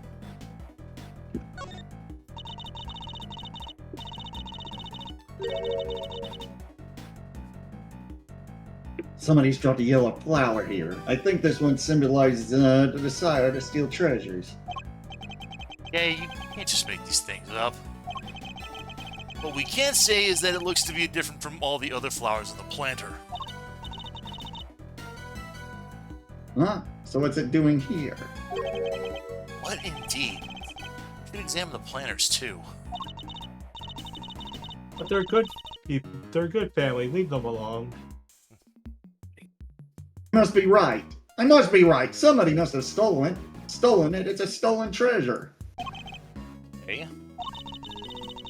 I think this one might actually symbolize the growing anger of a former prosecutor.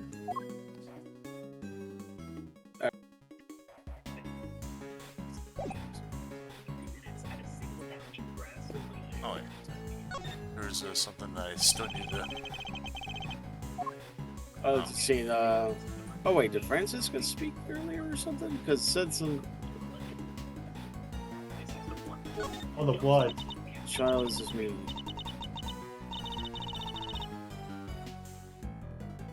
Fresh blood and plenty of it, according to the autopsy report.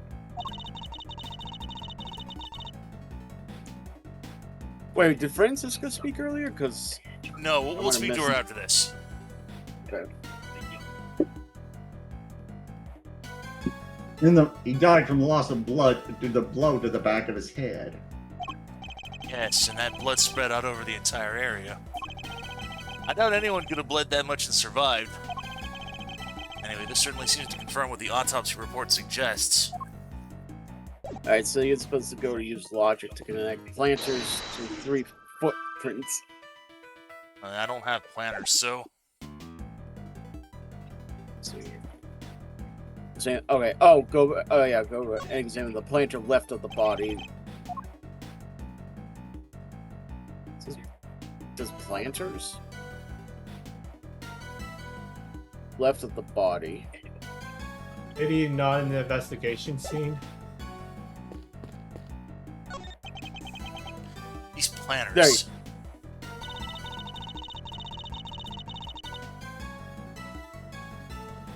According to the case file, the yard stretched around 3 sides of the orphanage.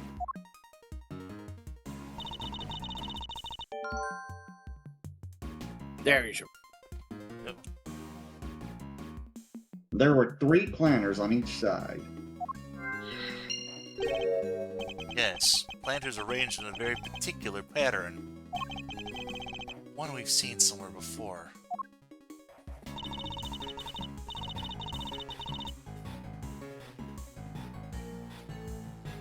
Shame there aren't any flowers, but I guess it was the middle of winter.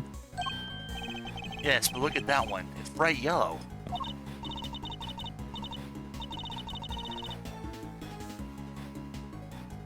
Weird, how come there's only one? Wait, it looks like someone dropped it. That's a lion lily. If I'm not very much mistaken, a rare member of the family Loasis. A lion lily, you say?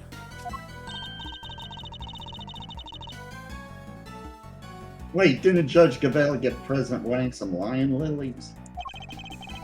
What is the same flower doing here? This can't be a coincidence, can it? I believe this particular cultivar is from Asia, cultivar, where it's said to symbolize the bond between parent and child. I wasn't aware you were so knowledgeable when it came to flowers, Francisco. Ha! What I just told you is common knowledge. Perhaps you should just need to read a little more.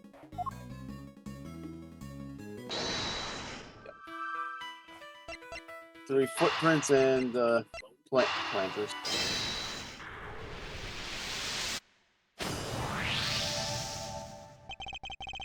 So that's what our monstrous hoofprints really were.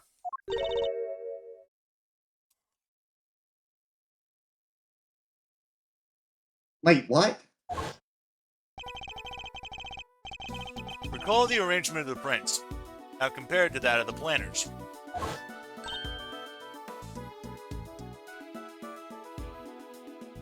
Whoa! That's right. I believe the footprints are located exactly where our planners once stood.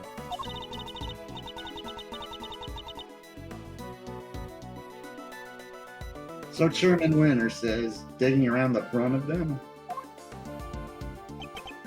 He was. And why might he have been doing that?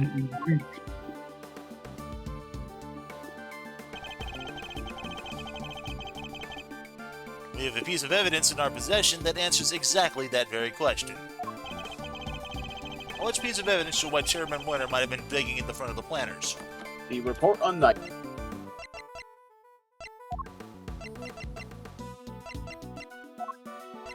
Take that! Recall, if you will, that the report that Warden Lagarde sent to Chairman Winter. And she mentioned something that had been laid to rest in front of a planter.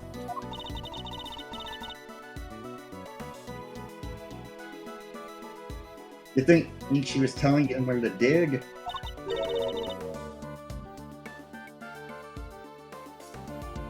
But why 3 holes? Because the report didn't specify which of the planners she meant.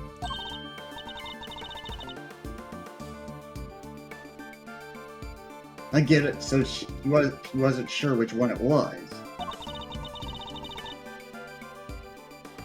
Which meant he had to try and dig up all 3. I imagine so, yes. Poor Chairman Winter.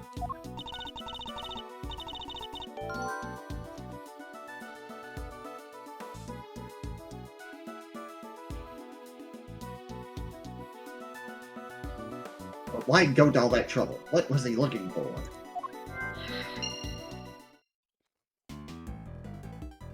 Alright, you want to examine the left pillar by the orphanage. It shows signs of fire damage. There are burn marks on this pillar here.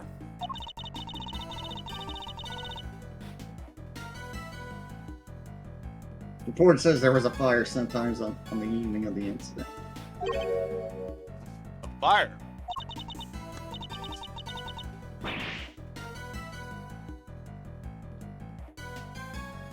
Let's see, where was it again?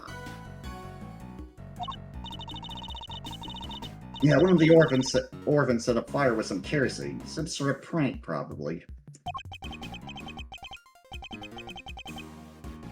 They sound like a lively bunch. Possibly too lively. Seems their ants explode our chances of finding any footprints near the entrance to the building. Alright, examine the 2 footprints. The ones on the left appear to be Alden's. The case file described them as size 12. These footprints stop by the body.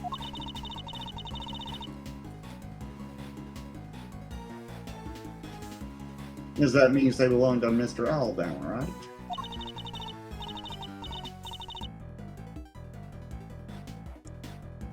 His feet were pretty big. What's that, about a size 12?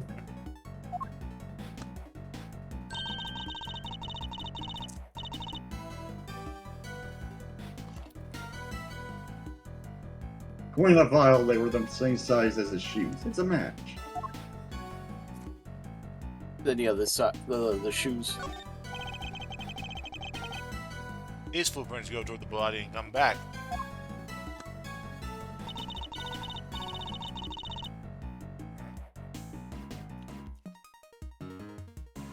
According to the case file, they're thought to be the killers.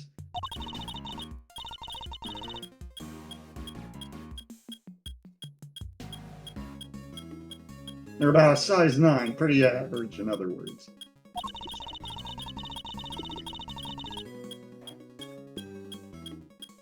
Seems the police weren't able to track down who the murderer was from them. Though. Now you want to talk to Lane.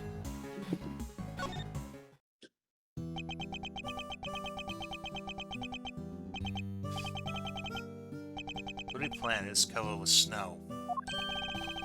Anything the matter, Agent Lang? Yeah. Something's not right. I wasn't able to look at the case file until now.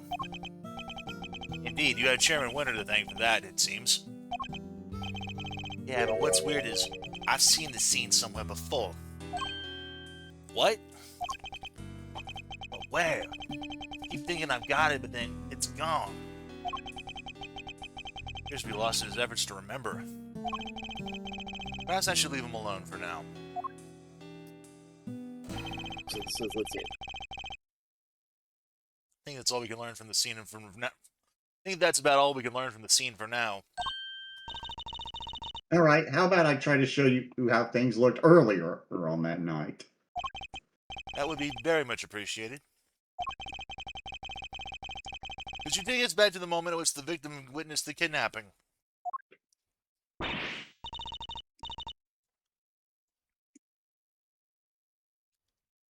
Sure, I'll use the photograph he took. Here goes nothing.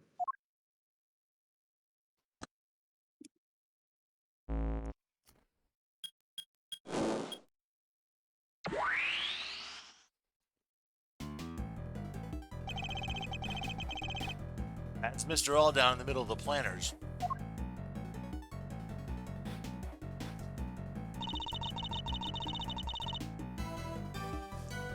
And there's the president's kidnapper by the road.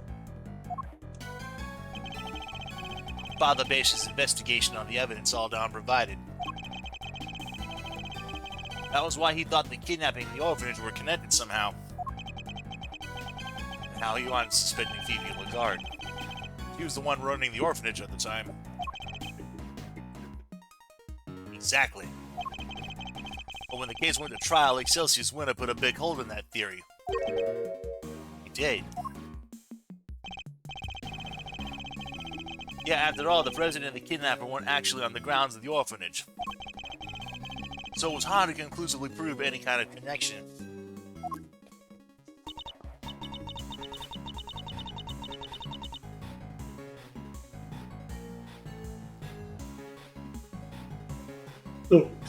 So they were never seen inside the gates of the orphanage.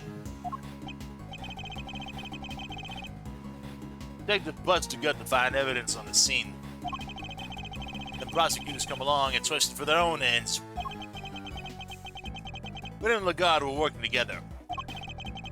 They had some kind of deal, I'm sure of it.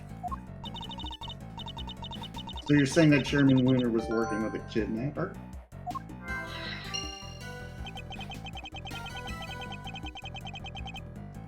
Your father was convinced that Lagarde was the culprit, correct?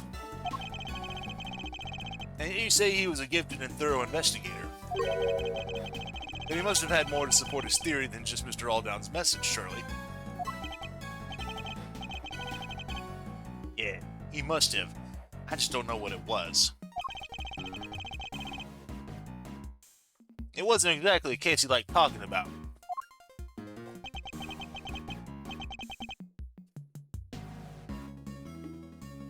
Agent Lang's father, DeLong Lang. Funny thing is, in the original Prosecutor's Path English translation, his name was barely changed over as well. It was Dialong Lang. Dialogue. The official translation, the official English one for the release, just even omitting that one letter makes it so much worse. At least his last name is just Lang and not like DeLong Wong or something like that. Yeah. Trusted ally and confident of President Wong. He discovered truths that were subsequently suppressed by Chairman Winter. Our first priority should be to find out what they were. Now you want to go to logic. Was Winter involved? Connected? What did Winter dig up?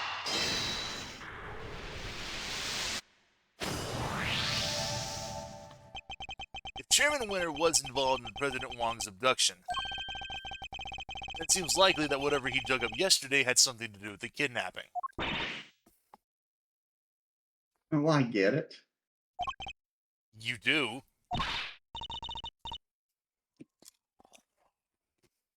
You bet I do. We're talking treasure, right? Loot.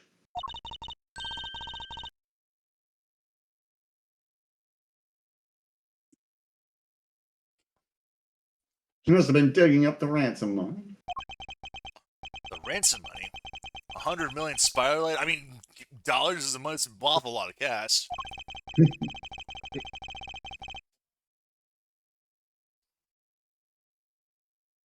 Dang, it would have been a good way to keep it hidden until the heat died down. Certainly seems like a possibility. Glad you agree.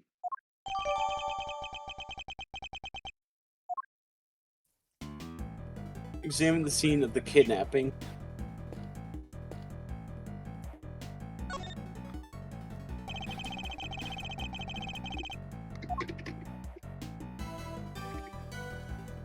Examine this.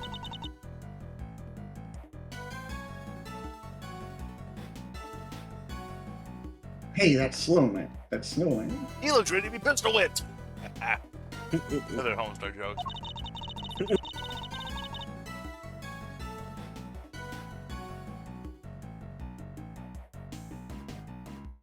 Oh.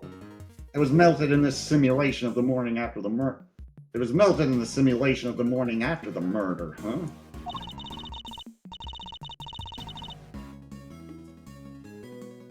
That muffler was all wet and its little button eyes had fallen off. No. Indeed. Still look reasonably healthy at this point. Although not entirely, I can see one thing that's missing.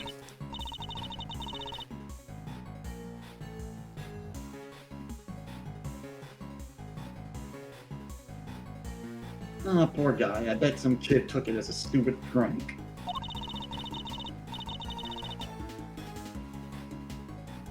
Not a bad piece of thieving, though. Maybe they had potential. You think one of the orphans took it? I'm not so sure. In fact, I think it was grabbed by somebody else entirely. Yeah, you want to deduce from the bloody button. Yep.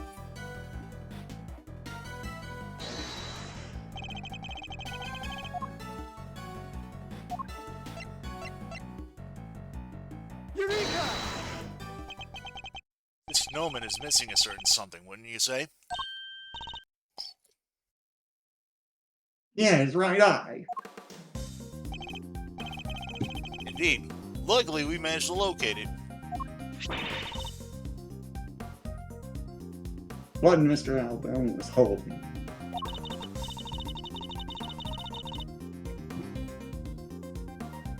Look at that. It's the same type of button as the other eye and everything. And if we suppose that that button was indeed the snowman's missing eye, that presents something of a contradiction.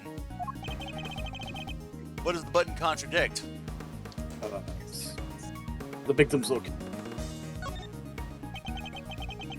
The victim was clutching the button, and the button was covered with his blood. Which means he must have grabbed it after being attacked. Let's run a little hypothetical, shall we? What if after being struck, Mr. Aldown lost balance, and reached out to grab something to steady himself? The snowman. The snowman wouldn't have supported him, so he would have grasped the button and continued falling.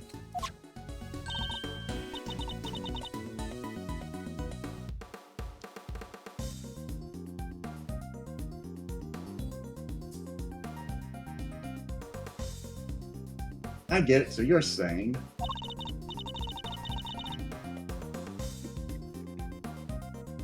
And he was near the snowman when he was attacked. I am, within arm's range to be precise. It's currently nowhere near that close.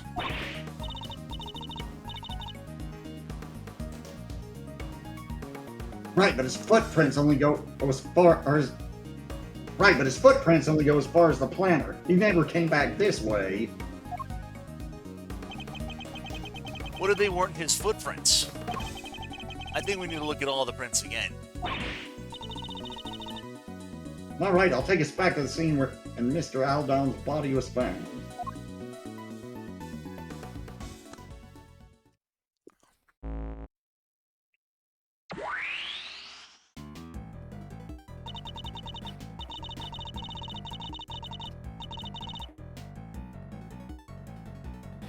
Footprints on the left definitely matched up with Mr. Aldown's shoes, right?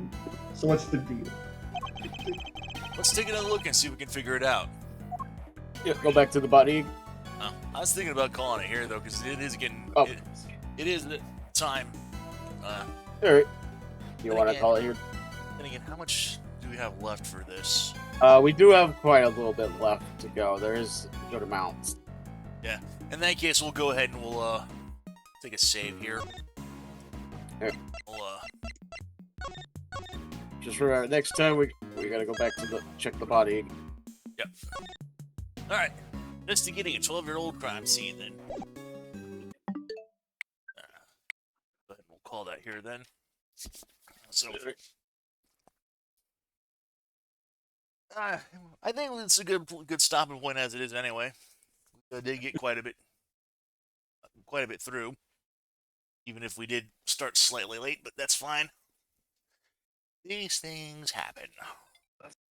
So the next part will be a little bit shorter, thankfully, and then the end will be a lot. It's gonna be long. okay, so we